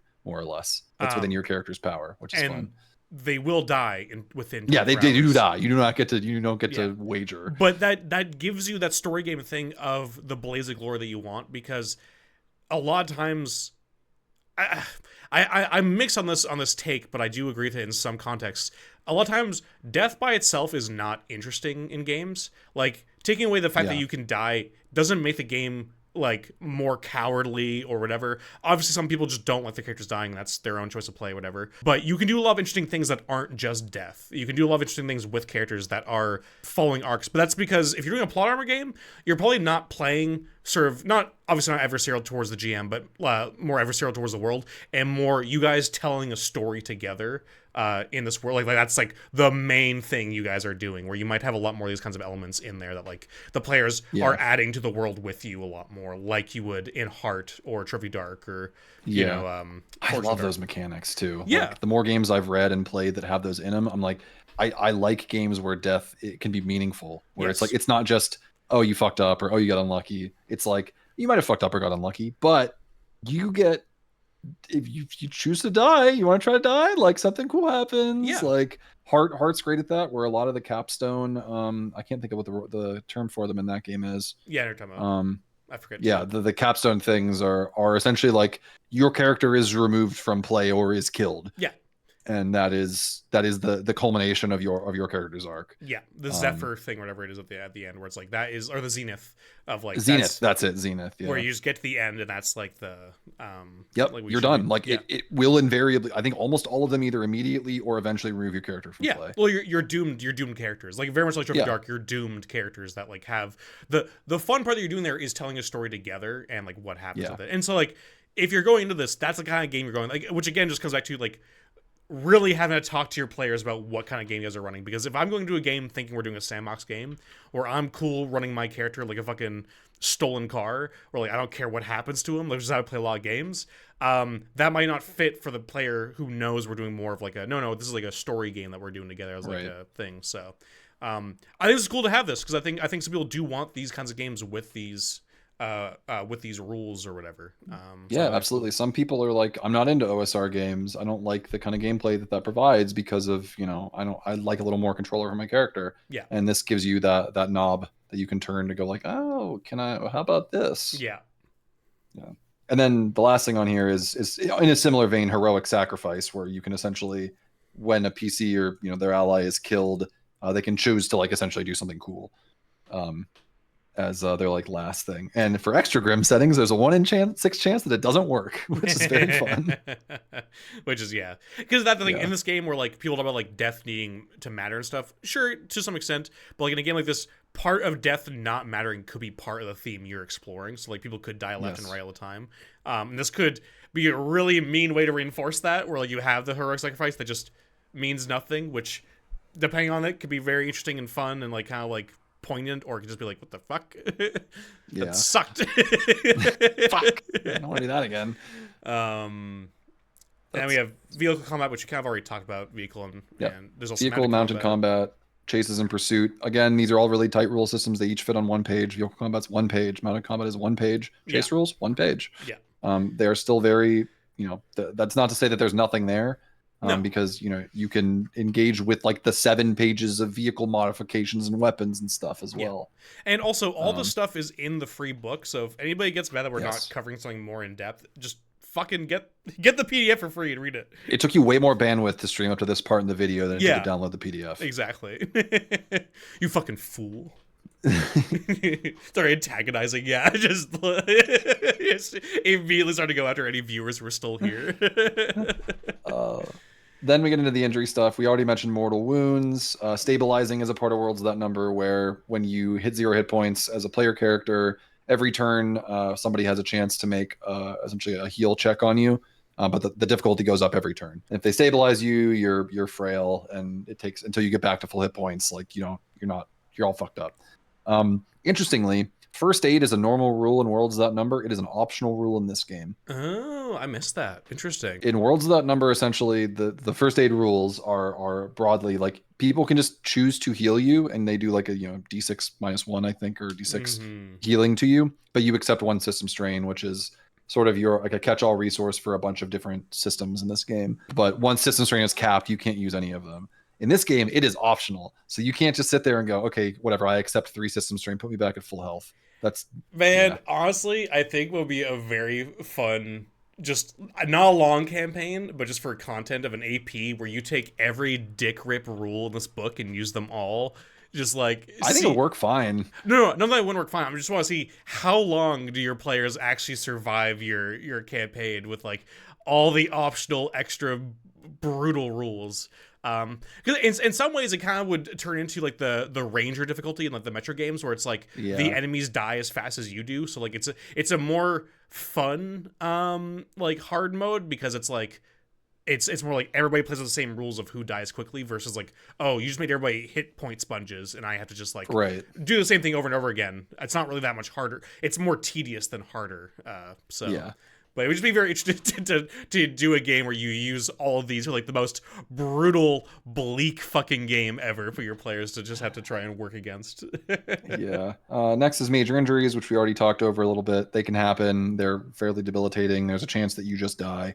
There's a chance it's nothing. Disease rules, which again, 1-page little rule chunk. I think disease rules are great. I would non-optionally use these.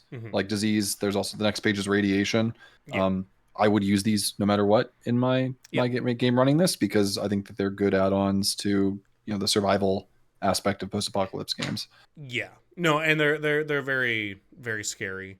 Obviously disease is a more realistic thing than getting shot in the head by a raider, so again, make sure your players are cool with that they know this is a thing that they might be dealing with, just because it's brutal, but also can be very close to home for people. So like having that is like very, very important. But also like, especially in a game like the zombie games, like disease should kill more people than almost anything else. Like really, you're trying to be realistic, I should say. Disease is the killer of almost like more people than anything else.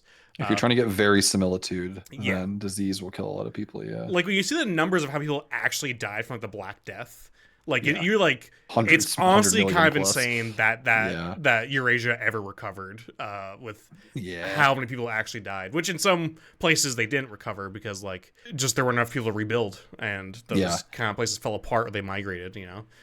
Radiation obviously, which has an optional rule here with a rad mutation, so that's just like do more of the Fallout type stuff.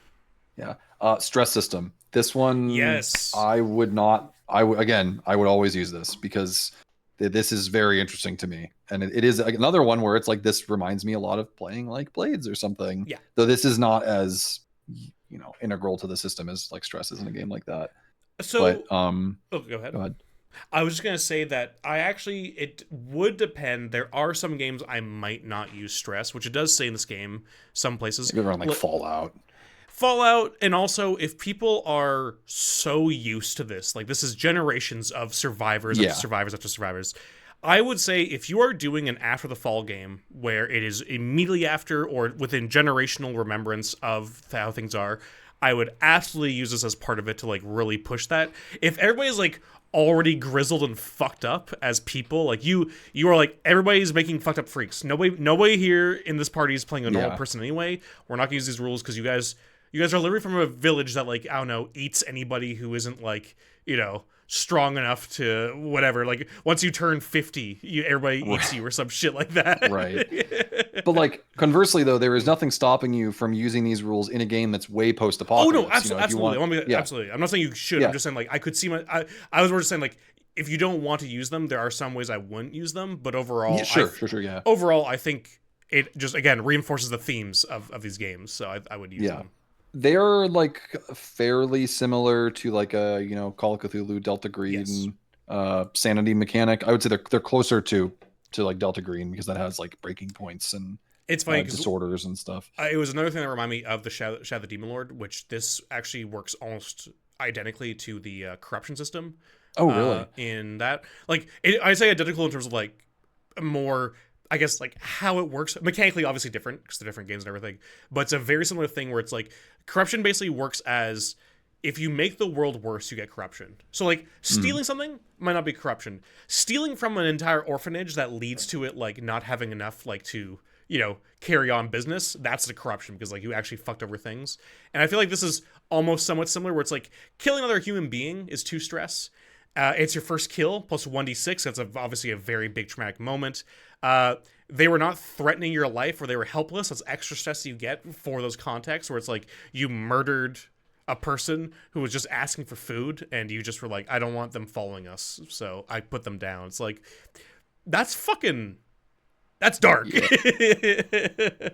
And you lose stress very slowly. Yeah. And it ticks up. I mean, you could get a lot of it. I have in my notes here, like, I think this is like a bit of a seller for this system, even though it's technically an optional rule. Because, I mean, you mentioned Shadow of the Demon Lord. Again, I have a note in here that I said this could be useful in a darker fantasy worlds on number game too. Mm-hmm. If you wanted to do something where your PCs are actually upset by killing, like it's really fucking you up, or people getting injured, you could totally just pop these rules out and use them in that game. Yeah, I think they're really cool. I would love to use these. I would not exclude these if I was running one of these games because I want to see how they run. Yeah, if I was blowing up Megaton for absolutely no reason, that's a couple of stress for me. You get some cool guy points for that, though. You get to watch the explosion. It's actually kind of beast that you did pretty that. Beast. Yeah, you just fucking... I got a sick apartment out of it. I don't care. Psychopath. Yeah, there's also some other rules for addiction and recovery applied to this because you could become addicted to something as a result of trying to cope with your stress. Yeah. And there's not really a reason to not use... there's not a reason really to use these rules and not the stress rules, in my opinion. I think if you're going to use one, you should use both. Obviously, again, you can use one or the other, not both. It's your game. But they go together so well that, like... Because one of the things to relieve stress is heavy drinking or drugs or, sex addiction or whatever it is. Just, like, basically taking carnal pleasure in any way. And so it's only -1, though. And so, like, you might, it's a good way. I think that reinforces that sort of like alcoholism and everything of like every night, like before bed. You can get real grim with this. That's the thing.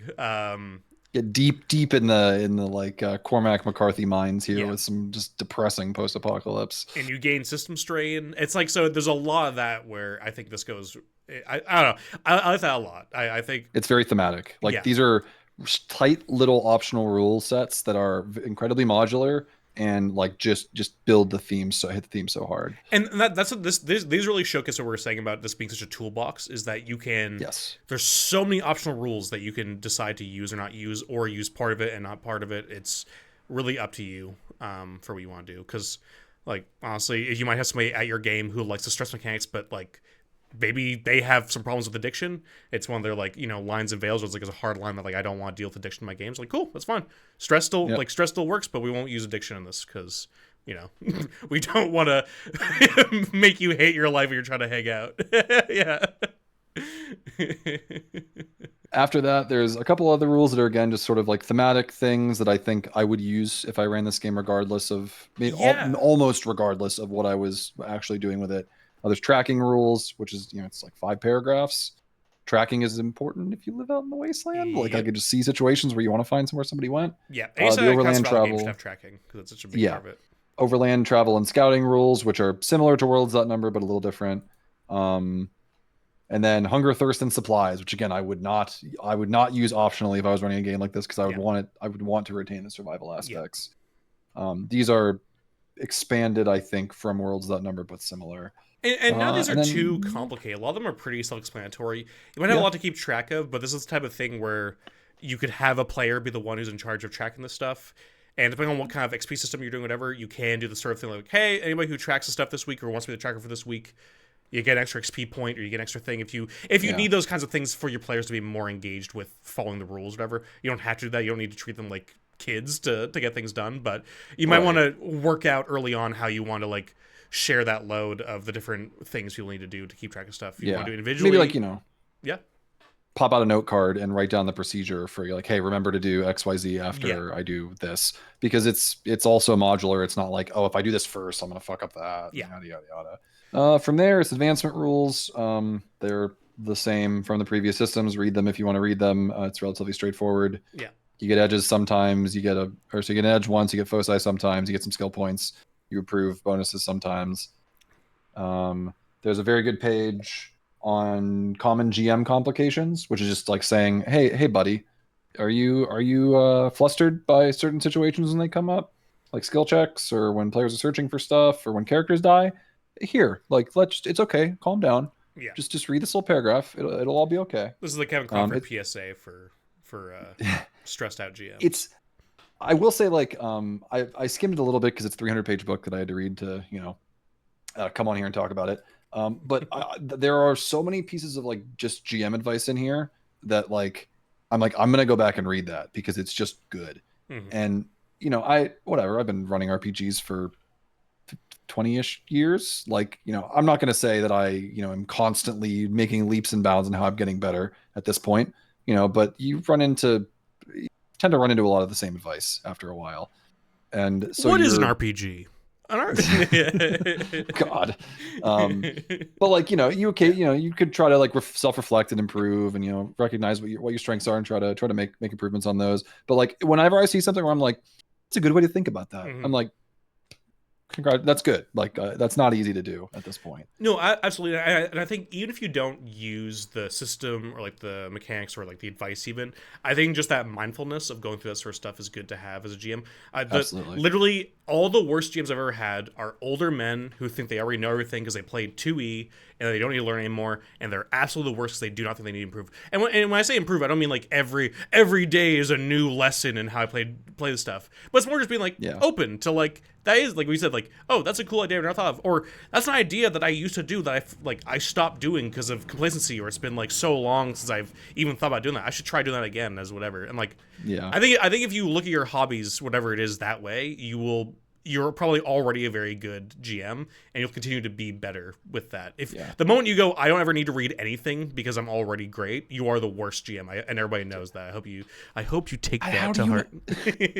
And how do you not get bored? Yeah, like I would get bored running the same game all the time. Yeah, like sure, not even the same system, but like if you're never trying to improve and never trying to do things that you haven't done, then you're just doing the same thing over and over. Which again, that is okay. If that is what your comfort food is doing the same thing over and over, that's fine.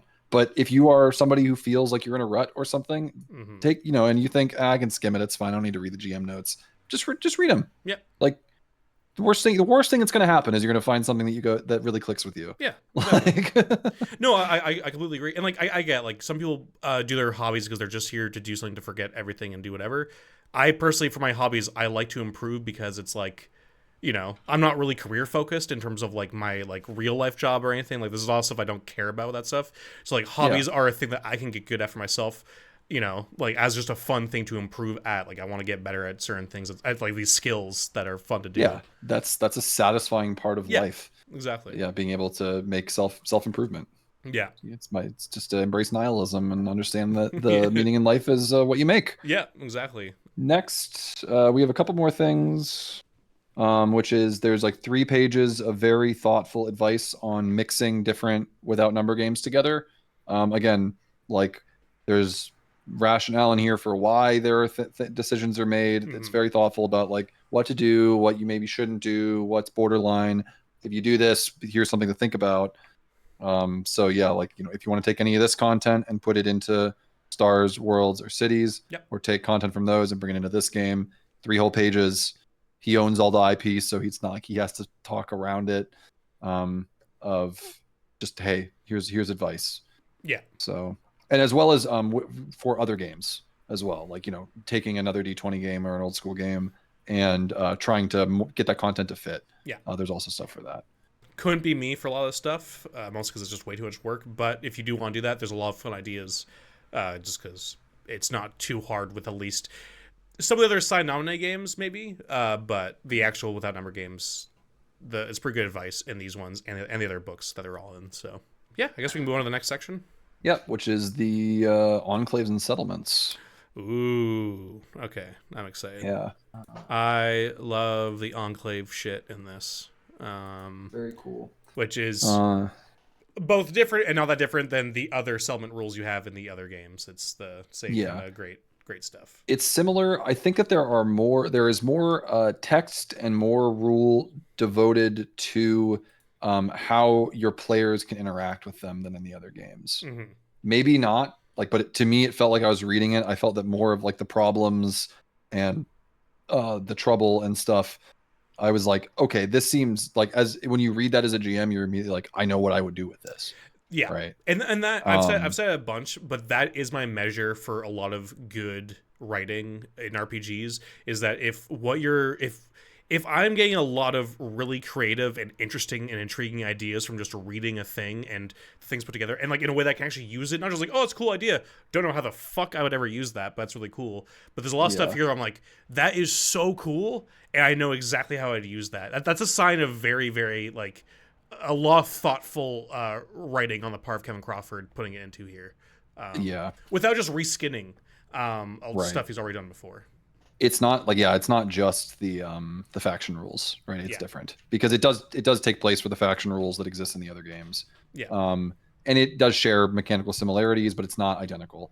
But yeah, if you're familiar with the other games, Enclave mechanics are the faction rules from the other games. But tweaked to work better and make more sense in a post-apocalypse where individual settlements are probably their own unit of governance, and they get actions. So this is one of those systems that I've always wanted to really, really dig into running these games, which is like the faction and enclave actions and background turns, because it's like, hey, would you like to make your game dynamic, but you don't know what to do because you don't just want to play Calvin ball in the background while the players are going? Here's some like a light mechanical system that allows you to go, okay, this faction was doing this, and this faction was doing this, and this happened, and that happened, and as a result, X. Yeah. And you can just go, okay, cool. Yeah, I know how the world is dynamic in the background, and it's not a ton of work for me, the GM, to make sure it stays like that. And we have a very advanced version that we'll get to later in the Deluxe rules that I really, really love. But we should do another part 1 of creating a sandbox after that number and never make a follow-up video. Everyone will unsubscribe. Yeah. That's an attack. Yeah. The first one was an omission. This one's an attack. Yeah, this one's on purpose. Targeted. If we do it again, though, I'm gonna make you tell me, or if I'm doing it, I'm gonna say all the fucking Foundry mods we're using at the beginning, because every second comment on that video is like, "What's the mod you use for this thing?" I'm just like, just read other comments. I already answered that. Yeah, so for enclaves, we don't need to go through all the rules, but there are procedures for creating them. There's procedures for running actions, all the mechanics. There's a nice thing here that talks about how PCs affect enclaves, like how their actions can do something meaningful to the enclaves. How their adventuring could help them achieve goals or increase their prosperity, things like that. I'm going to give some samples, and then it moves on to the Without Number classic, one of the best things in any of these books, even if you don't give a shit about the game system, which is the tag system. Yeah. Which is, if you're not familiar, it is a big list of descriptive tags that have like a couple sentence description of what they mean, and then for a list of like example nouns and concepts for like enemies and friends, complications, things, and places. So essentially what you do is you randomly roll 1 or 2 of those tags whenever you need to give character to a place. You look at them both and you go, how do these things fit together and mesh with my setting? And it's like some of the easiest, like genuinely just dirt simple, like Eureka world building and GM prep that you can do. This is what I meant by there is like, nothing else ideas, to say. Just doing it. It's just so good. I don't. Yeah, go ahead. Go ahead. You go ahead. I don't really want to read through all the tags. No. I mean, they're just like a lot of concepts, around the post-apocalypse, and just interesting. I do want to give some examples, but we're not going to read through all of them because obviously. But there was one. Okay, there's a lot that stood out to me because, like I said, this is the part that I was like, I just read a thing and I'm like, oh my god, I already can see how I can make a background thing with this and also have fun adventures.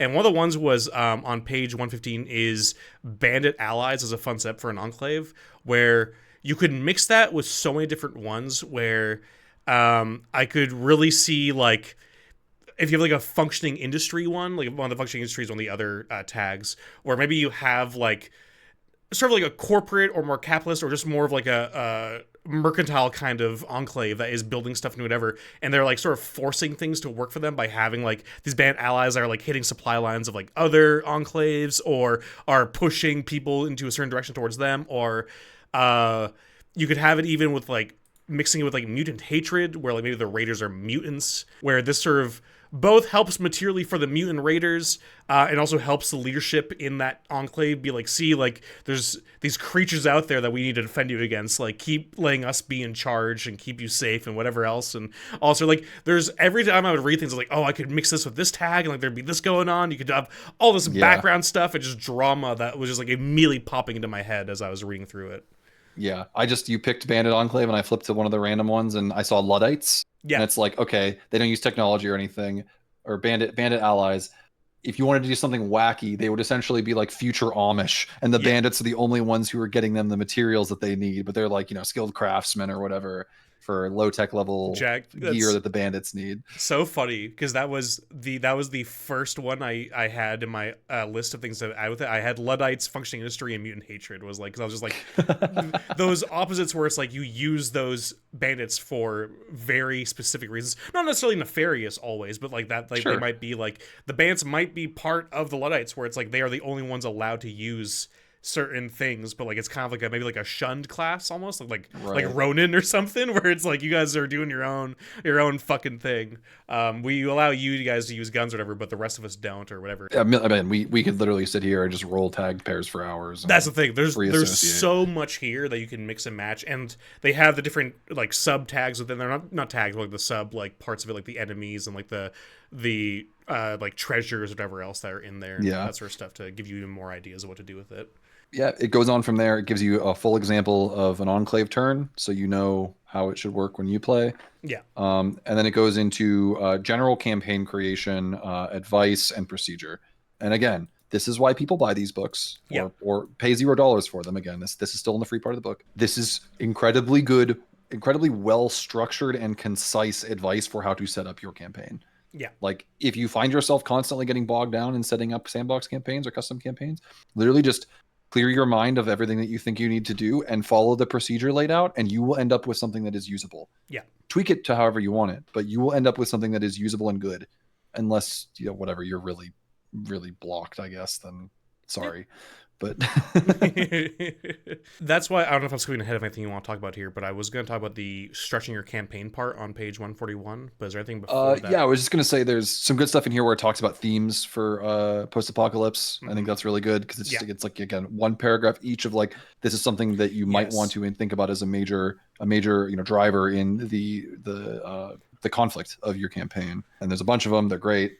And then it does lay out the genres we've already talked about: Mutant Wasteland, After the Fall, and Deadlands. And then onto structuring your campaign. I love this section. This section fucking rules. Yeah, this whole section I absolutely recommend you read. This was all very useful stuff. And the reason why I want to talk about the structuring your campaign part is that I think this has put into words. I think this page alone sort of, I think there's the dream of running these games and the reality of it because of the types of players you might have. Not bad players, but just what they're used to or whatever.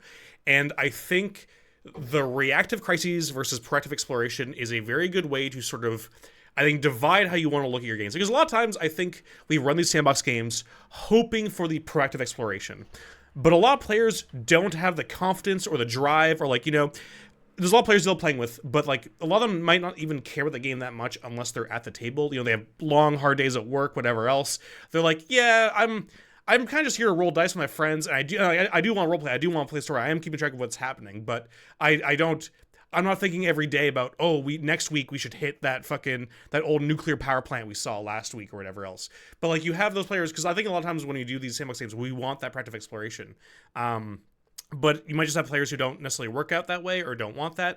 And the reactive crises, I think, is the other way of doing it that I think will still get you mostly there, but kind of gives you a bit more of like an encompassing crisis that like pushes the players a certain way. That will sort of give them a bit more motivation than just like cold hard starting your players to be like, all right, what do you guys want to do? What's the thing? Here's like, pick what you guys want to do next, because a lot of players will just like deer in the headlights at that sort of stuff. Obviously do better than just be like, what do you want to do, and give them nothing to work with. But like these 3 pages is if you want to, or you actively run sandbox games, or if you're like the position where Alex said, and that I think everyone has been in, where you have players you've always struggled or have occasionally struggled with, like, man, they just don't seem to want to actually like pick up what I'm putting down. Yeah. Get this book for these 3 pages. Yeah. Because seriously, it's free. like, it's just one of those things. It's free. It seems so stupid. Like, we're saying this and you're like, yeah, duh, of course. You can either give them something that they have to deal with, or you can let them deal with stuff on their own. Duh. But there's a difference between saying, yeah, no shit, I just read that, and going and structuring the way that you're thinking about creating the campaign based on one of those 2 modes of thought. Mm-hmm.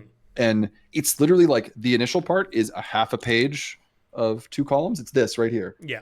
And it's like, I read that and I was like, this is worth it just for this. Yeah. Like, that makes so much sense. And I never would have thought about it that way. That's why I love it. Because it's what we do already in a lot of ways if you're somebody who's been jamming a while. But yeah. But it put into words what I've been really struggling with my players. And also, if you do want the proactive, you might start with the reactive to get your players warmed up, get the world sort of laid out. Because it might be just like a regional crisis that, like, a giant raider band coming into like your area. And then once you deal with that, maybe then you open up into, okay, the raiders destroyed most of the enclave. We have to go out into the wasteland and actually go and like get to repair it, which could still be part of the reactive. But like, my point being is that like, you could move into the other one once your players are a bit more comfortable with the world and have more to go on. But this is also why it's very important, and it says at the beginning of the game, that your players should have motivations. They should not just be, I'm archetype man who hits things and I have nothing else. Like, no, but what do you want? Are you looking like for your son? Do you want to become a warrior who can protect your friends? Whatever it is that like you think, do you want to become fat and healthy and safe? Like, what's your motivation? Because players will do the motivations to do the proactive exploration, which I think some players forget they need to push that onto the GMs try to put that on their players, where the players make a huge backstory, but then not much of an actual like drive of what their characters are doing now. That's so good. And then the next 2 pages, it's 1 page dedicated to how do I set up a campaign with the intent of running it as either a crisis or an exploration campaign. And again, remember, these are both just styles of play for running a sandbox campaign. Yeah. You are still getting your sandbox. Exactly. But it is, what is going to engage my players? What are my players interested in? And what's gonna work for them. Yep. And this is great. And it's literally, it's just a 10-step list essentially for each of them. Do this, do that, do this, do that, do this. And it's so much easier to structure your prep when somebody gives you structure to begin with. Yeah.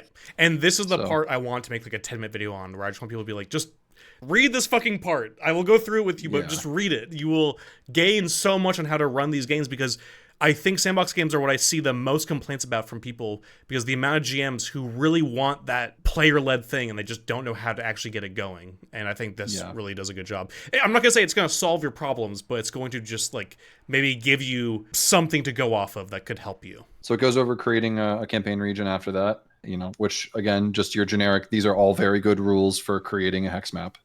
They're similar to what you've seen in other Without Number games. They're great. Alex and I have a whole video where we did that in Worlds.Number. And these are quite similar, but are adjusted, to fit the tropes of a post-apocalypse game. Yeah. And after that, there's rules for building a crisis. Whether you're running the crisis game and this is going to be your major thing or not, there's like 6 pages or something about like what is causing this crisis in this post-apocalypse, and how can you like make a usable, like how can you provide yourself a usable tool that you can use to advance the plot. Yeah. And remember, keep things just fucking simple. No water is a problem. You do not need to make this whole like giant crisis where it's like all these different things that fail. It's like, no, the water plant doesn't work anymore, or the well has been poisoned, or whatever it is. What the fuck do we do? And all the complications and all the craziness comes from that one very simple problem. And you have just described why Fallout 1 is a very effective sandbox exploration CRPG. Yeah, exactly. Give me the water chip, bitch. Literally, that's enough. Yeah. It is. Yeah, and then you have all the different sort of smaller stories across the world there that makes it so much more of a crazy game. But yeah, that's all you need. I mean, that's just advice for RPGs in general. It's like politics in games. Just two or more factions or people want something. and they don't want the other to have it, or whatever, there's a problem. That's it. And from there, all the things will fall into place. But don't go super crazy convoluted where your players can't keep track of what the hell's happening. On page 147, we have the coronavirus attacking some giant building.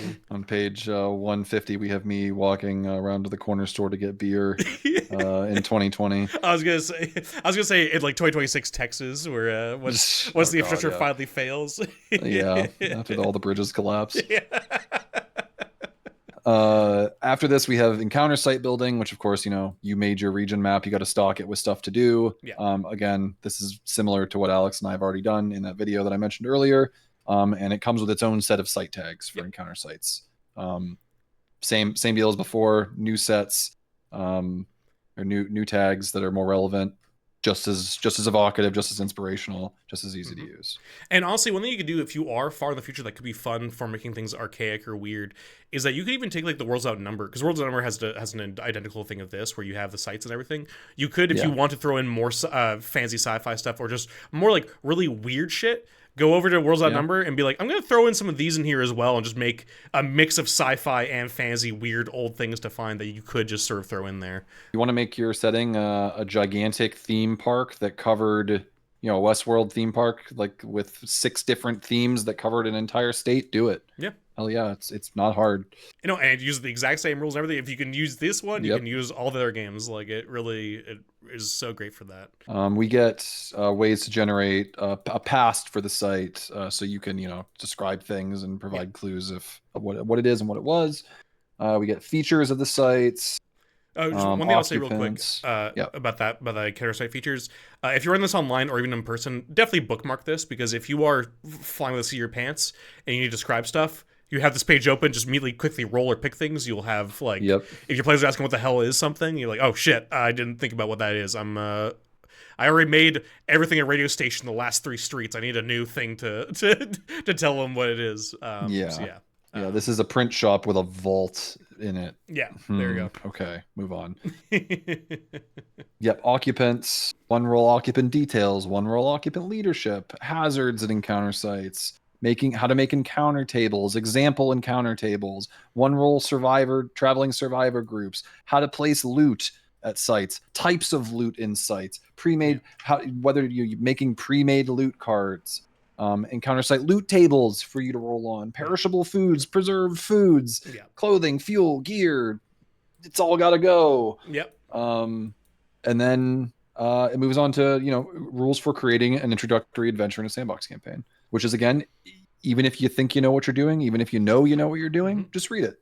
You might make yourself easy, make your life easier. And then it's always good to know what a game is telling you how it wants to be run. And you obviously break and bend the rules to your liking, but it's good. If you know what it wants to do, then you'll know when you change it for what you like, you'll have a better idea of making it good. If you just do your own thing with it without knowing at all and then go, this game sucks, you're not giving the game a fair shake of what it's trying to do. At least know what's going on before you try to tinker. Yeah. Whether you choose to ignore things, don't ignore them on accident. Do whatever you want, but Yeah. Creating adventures, it gives different kinds of adventures, crisis adventures, exploration adventures, and social adventures on top of that as well. How to make courts, which are like essentially influential NPC groups that exist within enclaves or at adventure sites. Rules for rewards for adventures, rules for rewards from patrons who are giving you quests, and then we get into the bestiary. I can keep rolling unless you want me to stop. No. The only thing I'll say, just because we ran through that so fast, all I want to say to sort of bookend that section is just everything you need for this stuff is in here. These games, especially this one, after so many years of him doing this sort of stuff, like if you need something for this game for whatever it is, monster, area, faction, whatever, person, camera, TV, anything. It's all in here. Just read the book you bought or didn't buy in this case. It's just. I just see a lot of people on Discord or on Reddit asking questions. It's like, I don't have a problem with people obviously discuss because they want to talk about the game, but like sometimes it's like, please just read it. You will have all your questions answered if you just go to that part. And again, like you said earlier, unlike World's Outnumber, there is an actual proper table of contents, so it's not hard to find. And an index as well. An index, yeah. So it's not hard to find what you're looking for. Phoenix isn't great, but you will have everything you need for the sandbox game in these pages. But no, we can move on to the Beast. Overall, I don't know how. I don't personally have much to say about this. It's up to you. All the rules and everything, at least combat-wise, are the same as the last games. Is there anything specifically about Ashes Without Number that you? Yeah, there's a couple things. I just have a few lines here of notes that I wanted to mention. I like that it gives you a little more of an expanded talk about the role of combat in the various modes of play that were presented for this game, whether you're doing After the Fall or Deadlands or Mutant Wasteland. Really like that. Again, for GM, just read it, internalize it, because it'll make your life easier. There's also a Beast Folk stuff here. I forgot like that. Yeah. I'll get there. Cool. You go ahead. I like the opposite page is how to judge combat difficulty, which again, you might think I know how to do this, and maybe you do, but if you don't, this is a good way to say, to just at a glance say, is my encounter going to murder the players? Yeah. My random encounter, am I going to murder them? Reaction rolls are great. Use reaction rolls in your game. They make everything more fun. It's especially a sandbox game. Like if you're not handcrafting every little encounter for your story game, like reaction rolls are kind of a necessary thing. They're necessary. Yeah, don't omit them, please. I like in here that there are reasons for positive and negative reactions. I think that's really fun. Where it's like if you get a negative reaction, it's like maybe they just had a terrible day, or they're afraid of being seen associating with you, like things like that. Or maybe they are weakened and can't pick a fight, or they're looking to earn a bribe from you if they're a positive reaction. Yeah. Because sometimes you get a positive reaction roll and you're like, why would they do Why that? would they be positive? Yes, that's. And maybe you don't even need to roll. You can just look at that and go, oh, actually, that makes a lot of sense. Cool. I do love their prejudice in favor of a PC type as well, the positives. yeah. Racism, positive. Fucking supremacist. That's like, oh shit. Yeah. Y'all are jackalope folks too. Yeah. Morale and morale checks, again, an integral, a non-optional mechanic in this game. Use them, especially in a game where combat should not be deadly. People should run and give up. Yeah. If you shoot somebody in the face in round one, their friends should more than likely scatter if they're just like there to like steal a potato from you. They're not there to die. Right. Then we go into the stat lines, the stat blocks. Enemies in this generally get you get an example list, which is great. You can extrapolate and interpolate whatever you need to within that example list. As long as you have it near you, it's very easy to just what would this monster be? Let me look at this. What's the closest thing? Okay, let me tweak this up or down one. Yeah. And enemies get a paragraph usually. There's normal animals. I thought the beast folk were very fun. These are part of the setting that he provides later in the book. It's neat. There's bull people, goat people, hare people, Mustangs, rat folk, turtlekin, wolfmen, yeah. And there's a foci for every one of those ones that's listed, so that if you do want to play a beast folk in your game, if your GM allows it or it fits for the setting, you can go for it. I mean, that could fall into almost maybe mutants even, where it's it could be sort of that sort of mutant. And then there's a pack generator. So if you want to have them deal with large, as a political entity, essentially deal with a pack of beastmen, there's one roll beastman pack generators. Yeah, which is cool. Cyborgs, again, for all of these, most of the entries in here are based on the setting that's provided later, but it's not hard to strip out whatever you need. Yeah, they're all generically useful. The humans one I wanted to talk about a little bit. Okay. Just because I like, essentially, they'll put asterisks next to the hit die on the humans to say hey, give these guys a special ability. And the special abilities are they get to keep fighting for D4+1 rounds after they go to 0. They add their hit dice to damage done by the weapon. When they shoot, they can shoot twice. And what these struck me as is wild card NPC or wild cards from Savage Worlds, where most enemies you fight have essentially, I think it's one wound, and they don't do a lot of special stuff. But then there are certain enemies you fight that have extra wounds, and they literally have the same abilities that PCs have, the equivalent of a World's Not Number focus. But like I said earlier, that sucks to have to deal with putting full this is so much easier PC than trying to build an NPC with a whole character sheet just when you can slap this sort of stuff on. These are one line, and it's just literally conditional stuff, and you can build all of these crazy motherfuckers with it. I really like that, because again, you're going to be fighting a lot of humans in a lot of these unless you're doing something real weird. Fun mutated animals, which is a must-have in a sort of radiation nuclear style or weird disease ones. Mutant humanoids. These are all cool. These are from the setting, the dusters who are covered in anti-EM electromagnetic stuff. Eggheads, which are big smart boys. literal Morlocks, Shrewmen. He like will do this thing where he makes this very generic toolkit and then has some really really fun ideas for the setting, and you're like, oh god, maybe I'll use this setting. Fuck. Yeah. Then robots, you got all your good robots. Yeah. And zombies, and I think the zombies are maybe worth talking about just because they have special rules. Yeah, some Left 4 Dead shit going on in here. Yeah, like if they're alone, literally, they do not roll for combat. They do not dodge. You choose whether to fight them. They're not fast enough to follow you for the most part. They're durable, they're stupid, and they swarm. And so like zombie combat is intrinsically different than fighting pretty much any other enemy, which is cool. I think this might be the best bestiary of all the games so far. It's really varied. Not including the Atlas, which I think is an expansion, so I'm not going to count that. But in the core books, I think this has the most, like, it has the generic ones, and like I know the other games also do that stuff too. But like it has generic stuff, and it has a lot of really fun extra combat stuff to throw in here, without going overly crazy on the crunch. Which is what you need, because you don't want that. There's like zombie horde stuff after this, which is like, again, 2 pages of rules, page and a half of rules. Zombie special abilities, rules for zombie infections if you want to include that in your game, which you probably should if you're running a zombie game. What are you doing? Yeah, and like, well, especially with hordes in many ways should be more like puzzles or like like environmental hazard encounters almost, more than like necessarily combat. Not that they can't be combat, but it might be more interesting to try and do it as like, how do we deal with this thing, how to get and that's around what it's calling out. Yeah. Right, where it's like they are innumerable, you cannot, single target weapons don't do anything, like they fill areas, like they just use its action to attack everybody that's in range if you're within range of fighting them. Yeah. Like they're like the imperators from Worlds Without Number, where it's like you can't kill this normally, you need to find some specific way to get rid of it. Yeah, exactly. Like, so like, unless you're trying to do like a Days Gone kind of thing where you can get rid of hordes, or maybe you have to be like, as part of an entire storyline is getting an enclave to help us out with their 5 armored trucks that will come out and like actually like get rid of this horde that's like blocking off this whole like intersection area or whatever. Like that's sort of like a whole thing. But otherwise it's like, no, this is like basically a big acid pit kind of thing. How do we get around it to the thing we need to get to? Because if we had all alert them, we're fucking dead. Especially if they're like 20 days later rage zombies and they all start running right at you.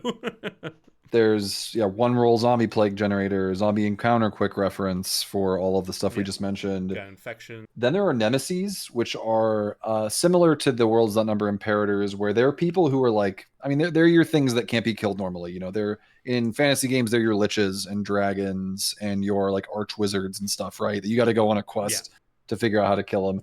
Except the ones in here are really fun because they're all just insane people.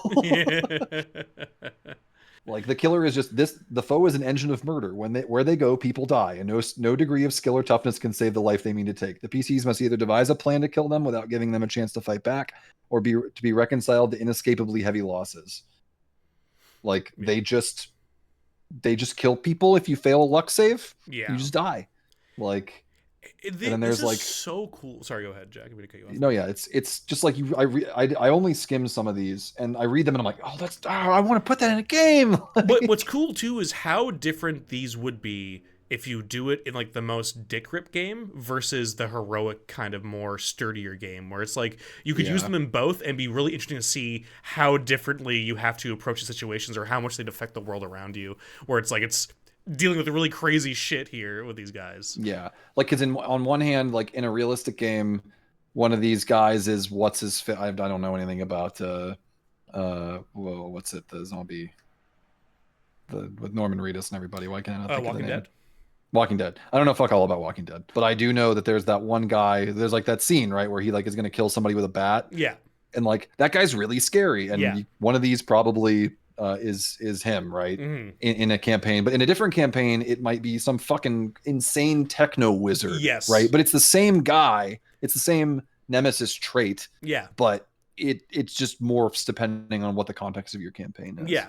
Exactly. He's a gone crazy fucking like cyber psycho that's like is like half running on like fucking old vegetable oil or something. It's just been going fucking crazy in the wasteland. And there's oh my god, there's a lot here too. There's a shitload. They're really cool. I mean, each of these guys could be like an entire campaign adversary. After that is the setting, and I'm happy to gush about this for about 10 minutes if you want me to. You go for it, man. I only skimmed through this part, but I know you really want to talk about this part, so go ahead. there's some really funny stuff in here that I really want to talk about. So essentially the setting is the scream in Stars Without Number happen, which like collapses the Terran Empire throughout space, and it fucks the whole world up, obviously. And this takes place in New Mexico near Albuquerque. And a guy was running it before the fall who was essentially like, I'm in love with cowboy movies. I love cowboy movies, and I have like this moderate amount of power, so I want a place to rule on Earth, and I can make it like cowboy movies. He's like Westworlding, but it's real. It's actually real. They're all filled with real people. And he's like, so I want the, of course, the native land of cowboy movies, Italy. And they said no. He got New Mexico instead. That's and I'm so like, funny. Incredible spaghetti western. That's so funny. And so essentially, he requisitioned all these convicts and had them like neurally reprogrammed to think that they were actually living in the old west out here. And he had like these like robots go through like the mountains and seed in like asteroid mined gold and copper and iron so that there was actually like an economy. And then sectioned it all off from Albuquerque itself, which is like a fucking cyberpunk city. But he also like, there were people who already lived there. And he's like, okay, well, I need real cowboys, and I can't really teach that to these like slaves, essentially these like convicts that I've reprogrammed. So you guys get to be the cowboys. And they're like, brother, we live here. We literally live here. Why are you making us do this? And so he gets the like AIs that run society to teach them how to be really effective old timey cowboys. And so half of them immediately go, fuck you, and become really effective old-timey bandits. and then he like essentially is like, well, this is a problem. You know, I got to deal with this. I'm the boss here. And so he gets a bunch of, I think like loyalist ones, and then essentially just plugs them up with like all kinds of like horrific cybernetics. So they're like, and they live in literal Boot Hill is where their fortress is. And these guys like are these crazy like archaeotech cyborgs who come out like dressed as like the fucking Man in Black and hunt down cowboys, but they can only stay out for a while before they start to break down because it's this crazy technology, and they have to go back to Boot Hill and like regenerate like a vampire. That's so funny. And then everything breaks down because the world collapses. And so this stuff still exists kind of because people actually, it turns out you made everybody cool with living in like the West. So when there's an apocalypse happens, they're kind of okay. Yeah. And except then there's mutants because the ubiquitous nanobot program that kept everybody alive on Earth mutates everybody. High Shine, which is the magic from Worlds Without Number. It's the same thing.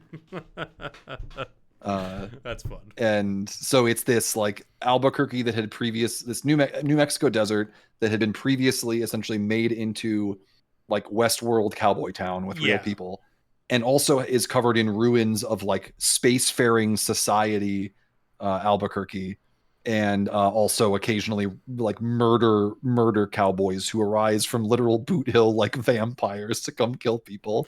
That's amazing. It's so good. Why is this in here? Why did he waste all these ideas? It's such a crazy idea. It's that taken to such an extreme where like you see that in a lot of post-apocalypse fiction where like people don't know what the past is, so they only assume what it is, and like they kind of go off of that. But when you've actually crafted a fake world that still has the remnants of the world you're in at the time you're making, like contemporarily, you are still a modern world that you've like bootstrapped fucking cowboy shit to, and the world collapses.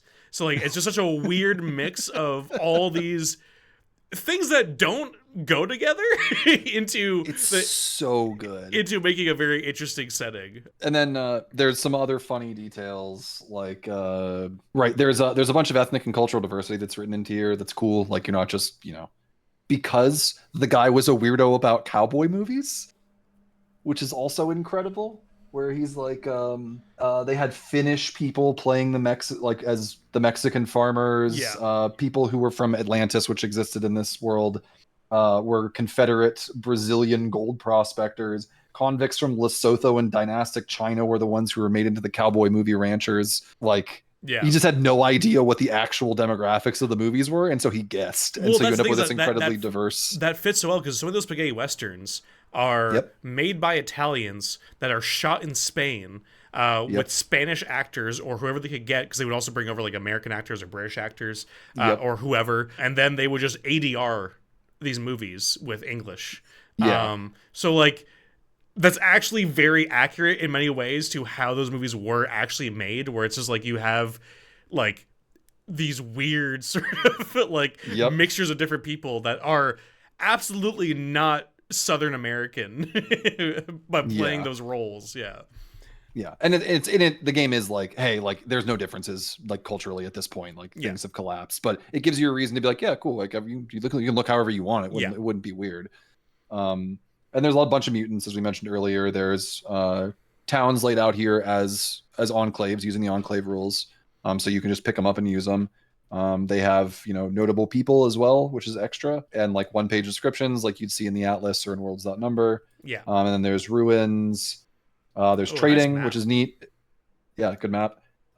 Trading, which is cool. Like, it's just the gold thing we mentioned earlier, where people use gold because like the Fallen Empire, you can occasionally run across a vendor robot that will sell you something that there's no way you could otherwise get. And it makes sense that's gold because of all like the gold rush type shit with cowboys. Because it was valuable intrinsically there. So that's a fun way to just be like, you want to use gold? Here's a reason why it would actually make sense. That's so brilliant. And it's so funny that this game has this sort of shit in thought, and not just it's Washington D.C. but like or Los Angeles, right. but blown up. Like it's just like it's that's that's fantastic.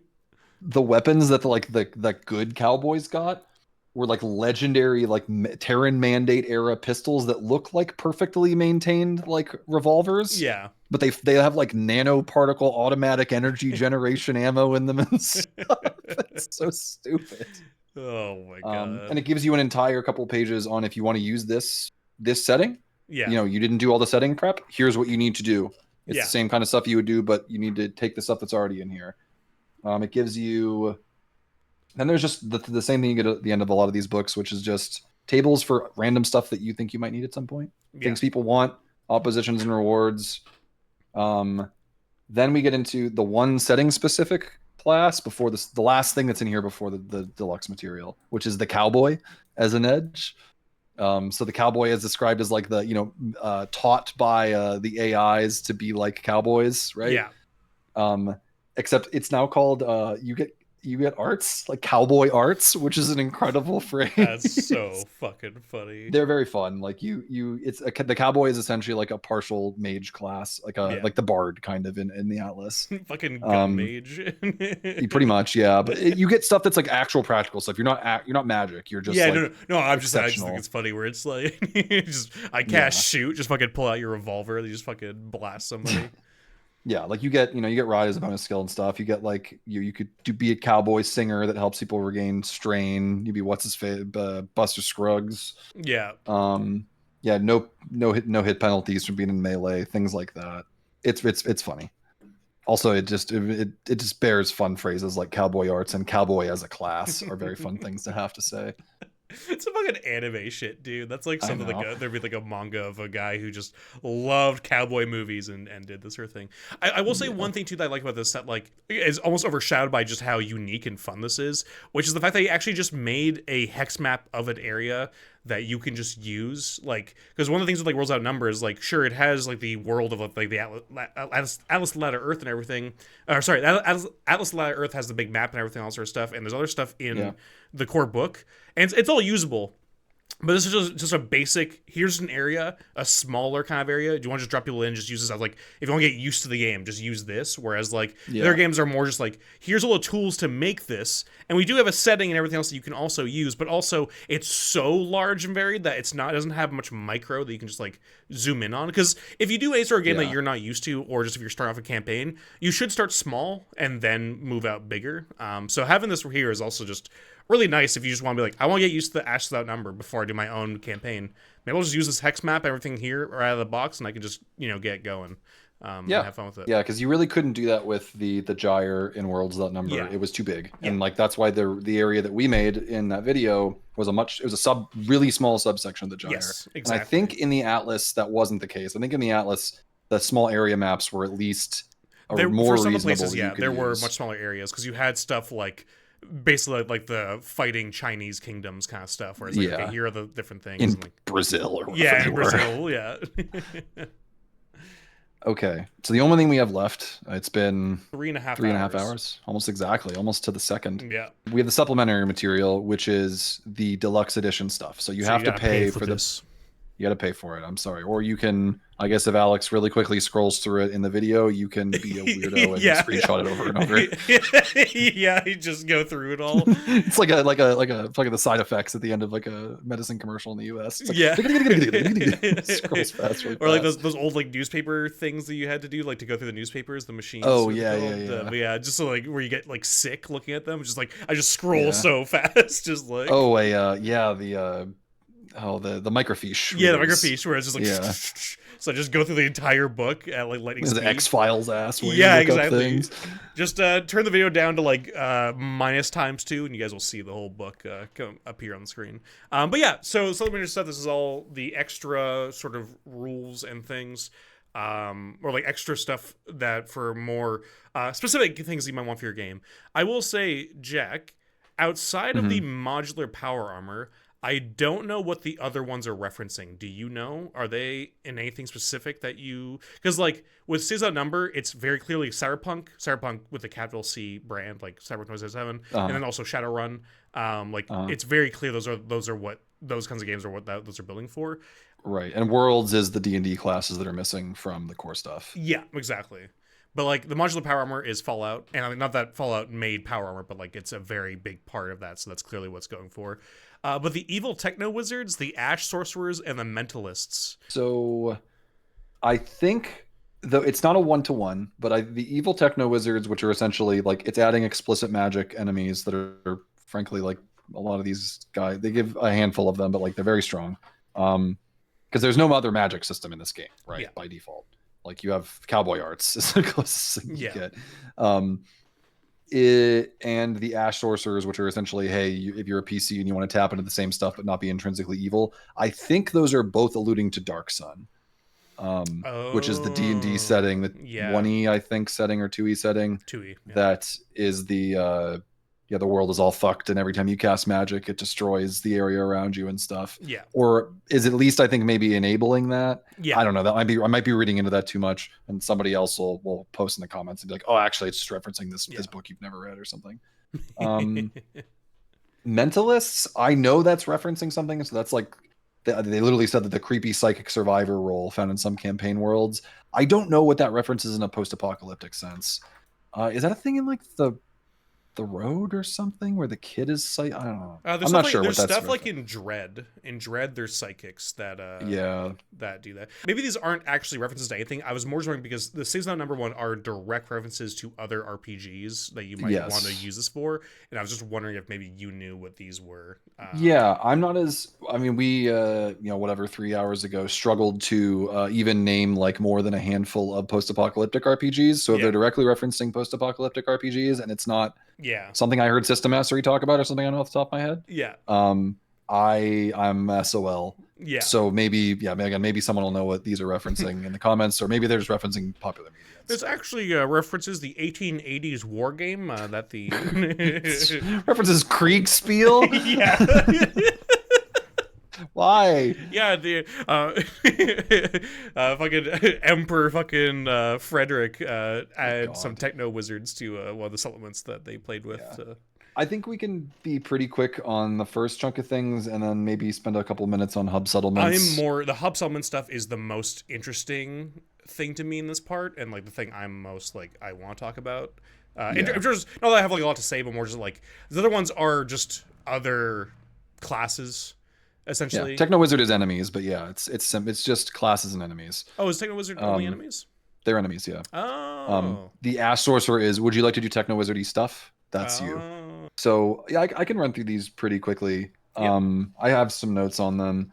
Techno Wizards are neat. It's providing magical enemies for your post-apocalyptic game, if that's something that you want. They are magitech, so they may not actually be magical. They may just have technology that is so advanced that it might as well be magic. Yeah. It talks about they might be casting walls of light, or they might be telling their laser drones to target you. this round. They work a little differently than a normal enemy. They have like powers, which are like your, if you are familiar with 5e mostly, they're your like legendary abilities. Imperators have those in Worlds Number as well, where they have like essentially random magic effects that just manifest in combat like every round, to make the combat with them more dynamic, right? Instead of them just saying, I cast spell every round. I cast highest level spell I know every round. They just have like these bigger magical effects that happen every round in addition to like their normal attacks. Yeah. There's weaknesses, so like they have, a lich kind of weakness, like a phylactery or something else, and how to, who might know these, because again, these guys aren't supposed to be normally killable. Like the last guy in this list, a Great Evil Mage, is a 15 hit die guy who has a plus 17 on 2 attacks per round and does 46 damage. Like he's gonna fucking kill you. Yeah. And then there's the secret, how you can figure out their weakness. There's a scheme generator, because of course they only exist because they're trying to fuck shit up, and that's them. The other part is the Ash Sorcerer, which is the player character mage class that is the only one that's included with this by default. Again, kind of Dark Sunny. It's just an edge because there's no classes. You can take it twice if you want to. It just improves it. You get like extra focus and some other stuff.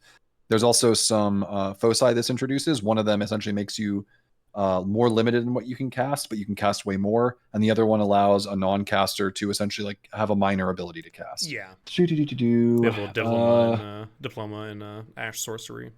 Yeah. Yeah, I got a certificate. Yeah, a certificate. Yeah. They use techno magic as their casting ability, and they have this number of schools that are all very different. What else? They don't miscast, so they take damage like normal wizards do. Oh, there's one that's like a summoner kind of class. Cool. Okay. They are pretty cool. They're a little weak compared to like a World's Number caster, but there's no magic in these settings otherwise. No. So like, that's pretty strong.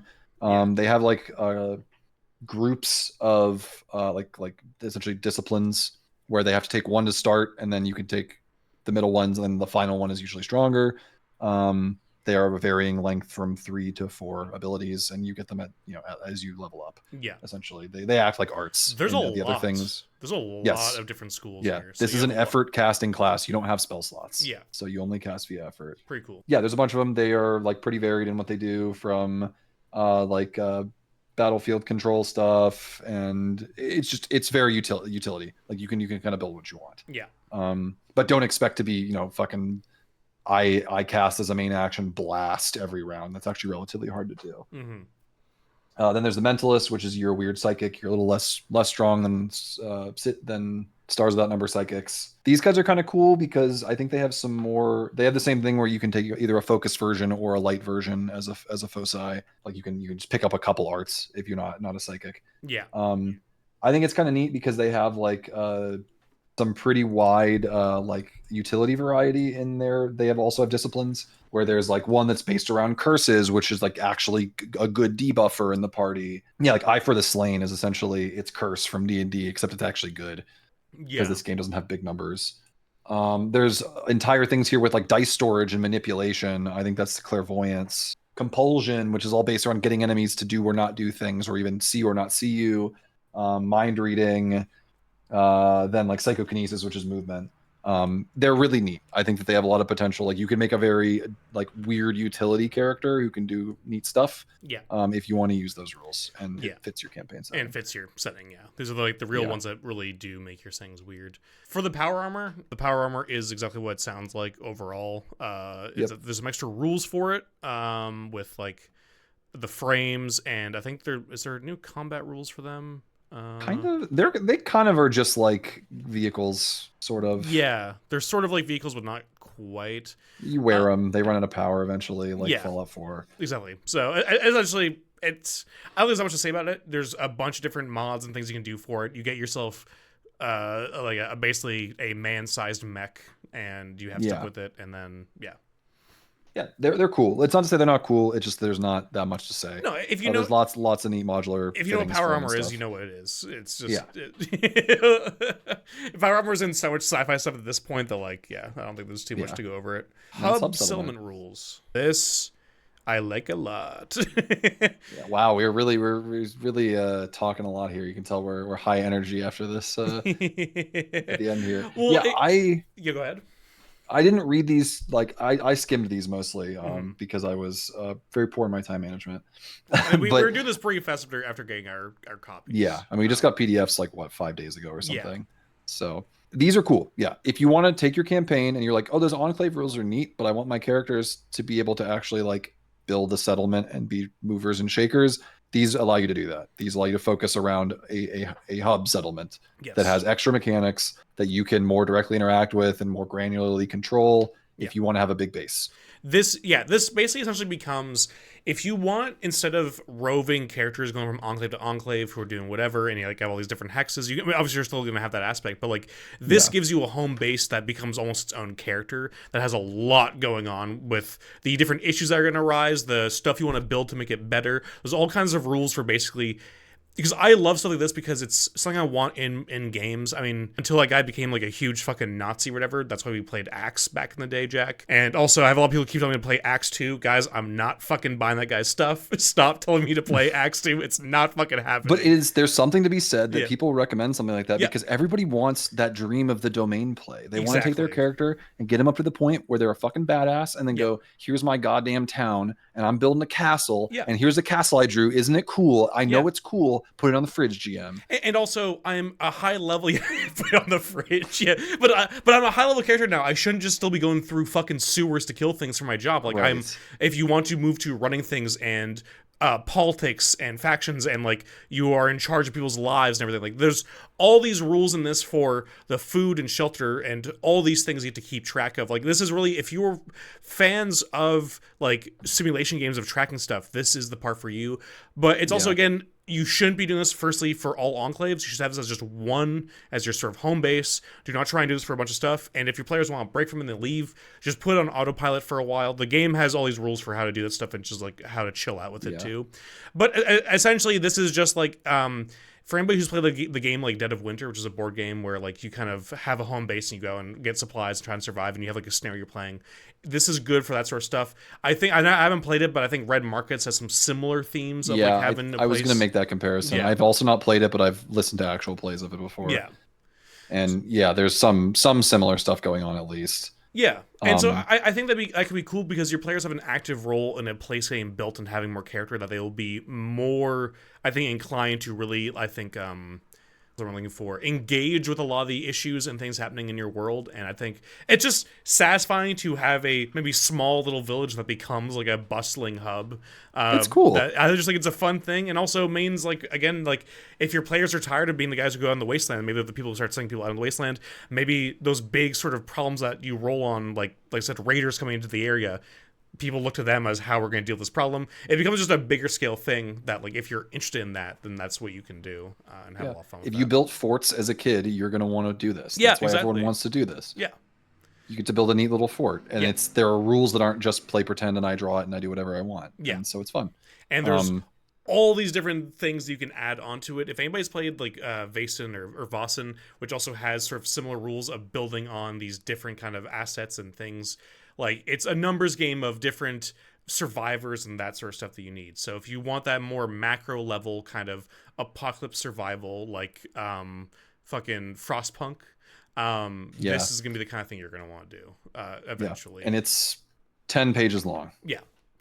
It gives you everything you need. There's a whole go through of, hey, this is the steps you do whenever you do the settlement turn. There's a whole thing of here's all your assets. There's a whole thing of here's how you do mass combat, because settlements induce the ability to do that. There's an example that's provided, and then there's big tables of problems to roll on. Yeah. So. Yeah, exactly. And then there's 2 pages of backers. Yeah, I'm there. I'm buried in there. Yeah, I'm here somewhere. I know where I am. Where the fuck am I? Yeah, but you don't want to dox yourself. Yeah. I think I'm just, Sweiberger. I just put my... Just guess every name that's in here. It's fine. Yeah. It might not even be my real name. You don't know. That's true. I might just put wizard in there. And then there's the index, and that's the end of the book. Yeah. Like I said, in the back of the print edition, at least, there's a compilation of some tables. I think these are in the back of the PDF. I'm not sure. They're not. That's just the end tables. They don't usually put those in the PDF. Okay. That's a bummer. Because these are actually fairly handy. Yeah. I hope these get released at some point for free. Because it's essentially just a bunch of the a chunk of the enemy stat blocks to have for reference, armor, firearms, melee weapons. Yeah. Handy to have. And that's the book. And like I know we went through some of those parts pretty fast. I could see Jack and I in the future maybe having a stream where we maybe make like an area or make like a settlement or do some fun stuff like that, or even make some factions. I know people really do enjoy the streams where things just get generated. And I think it'd be fun to have another person to do that stuff with. So like that could be a thing we could do in the future, or even make an area or whatever. But also a lot of things is like a lot of this book isn't like we're skipping lore. It's that once I give you a few ideas or explain some of the stuff, like it's all just a toolbox. And so it really would just be us. Like this video is already gonna be about 4 hours long. So even if we went through some stuff pretty fast, the overall gist you can just get from the book again for free. And like a lot of it is just lists of tables and things to basically roll on. Is there any advice though, Jack, that you want to give? Or sorry, if you want to respond to anything I just said, is no, I have no response. I see my time. Yeah, yeah, good. No, it's all useful. Don't get overwhelmed. I think there's a lot of tools in there that will prevent you from getting overwhelmed. The without number games are all about being able to empower you as a GM and to run a sandbox and provide interesting options for your players to play in that. So if that's something that you like doing, if that's something that you want to do, if that's something you feel like you're not good at doing, grab this book. It's and you should receive the confidence that you feel like you need to be able to run that kind of game, or improve that kind of game that you're already running, because Kevin's advice and procedures get better with every book that he writes. And I think this is a market improvement in both the organization and the actual advice given. Like, I mean, Alex and I were gushing over that one section on reactive versus proactive sandbox gaming. Like, it's really, again, it seems stupid, and you said, I know that, but there's a difference between knowing it and internalizing it and thinking about it while you're doing your prep. Yeah, 100%. And also it's good to have those markers to point to players, because the thing about if you're watching this as a GM or anything, a lot of players aren't watching 4-hour videos on how to, like, what a system is or how to run it or anything like that. And so if you just go, hey guys, I'm running this style of game, you want to just read this like literally 2 paragraphs. Like, it's not, I'm not asking you to read an entire a book of lore before you play a Warhammer game or something. It's just like, just read this one page and you'll know the kind of thing I'm trying to go for. Does this work for you? And like, these are the rules I want to do. Because I think that is something with this game where I think there has to be a lot. I think there always has to be a lot of conversation with your players. But I think because this has so many different kinds of games you could run with it, I do think session 0, unless you know what you want to run and you be like, guys, I want to run a zombie game with this stuff.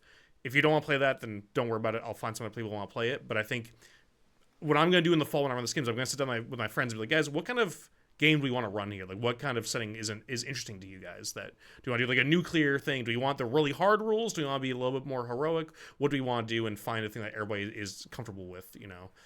For this, because the toolbox can basically make any kind of apocalypse game that you can imagine.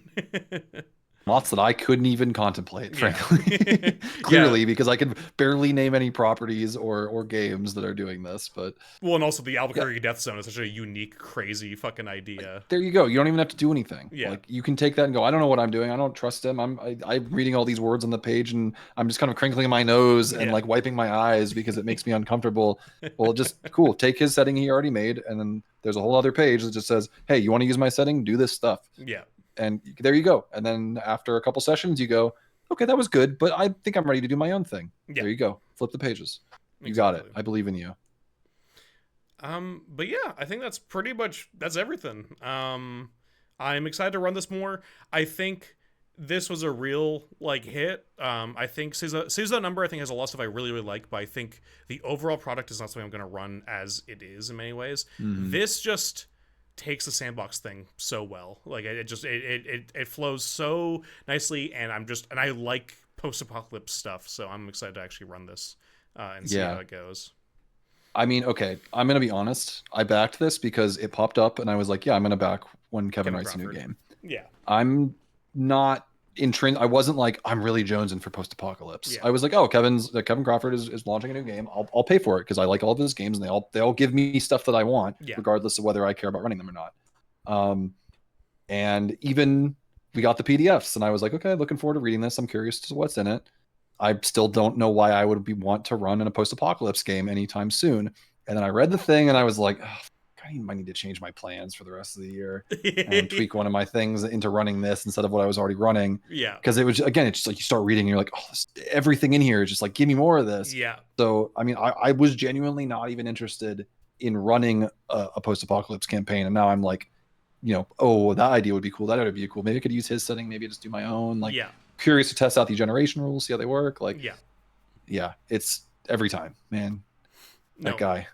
He does great. He does great stuff. Just keep. This is a ringing personal endorsement of whatever views he has. I don't know what they are, but yeah. Tomorrow comes out as just like a huge Trump supporter or some shit, or like, damn it, I made my bed already though. I like his game. I gotta lay in it with my cool post-apocalypse game. Oh man, but yeah, no, thank you so much, Jack. It was great to do this again after such a long time, because I think Six Out Number was like a year ago or so. Around there, yeah, at least I think. It was fun because this entire week up, I'm somebody who does not do this to my friends, where I'm like, save it for the pod kind of thing. Because you hear about some people who are like that, where it's like, don't talk to me until we're recording, which is an insane way to live your fucking life, to stop your friends so they can only tell you when they can be recorded. But this was one of those things where it's like, I can't talk to Jack about this because there's stuff I just want to talk about. Like, I don't want to or rehash stuff when we're about to record this stuff. But like this whole week I was like, man, I'm pumped. I'm rinsed at work. I'm just like, I can't wait to fucking talk about this with Jack, because I'm just so excited to talk about what's in here. But yeah. So anyway, I think we'll just end it there. I don't know if there's anything else you want to say, Jack. Post stuff in the comments on what you want Alex to do, Alex and I to generate with this, and whatever gets the most, I'll make him do. Yeah. At gunpoint. Yeah. We will never make a sequel to that World's Without Number game unless you comment a lot and boost this to 150k views in the first week. Without that, we'll never make a sequel to that World's Without Number video. I can't believe I'm involved and engaged right now in Shalika scribing for one of your videos. This is... Well, I'm also just trolling because it doesn't matter. There's not... No, I don't even remember. There's not even 150k World's Without Number players out there, so I think I'm good. Yeah. All right. Awesome. Goodbye, everybody. See ya.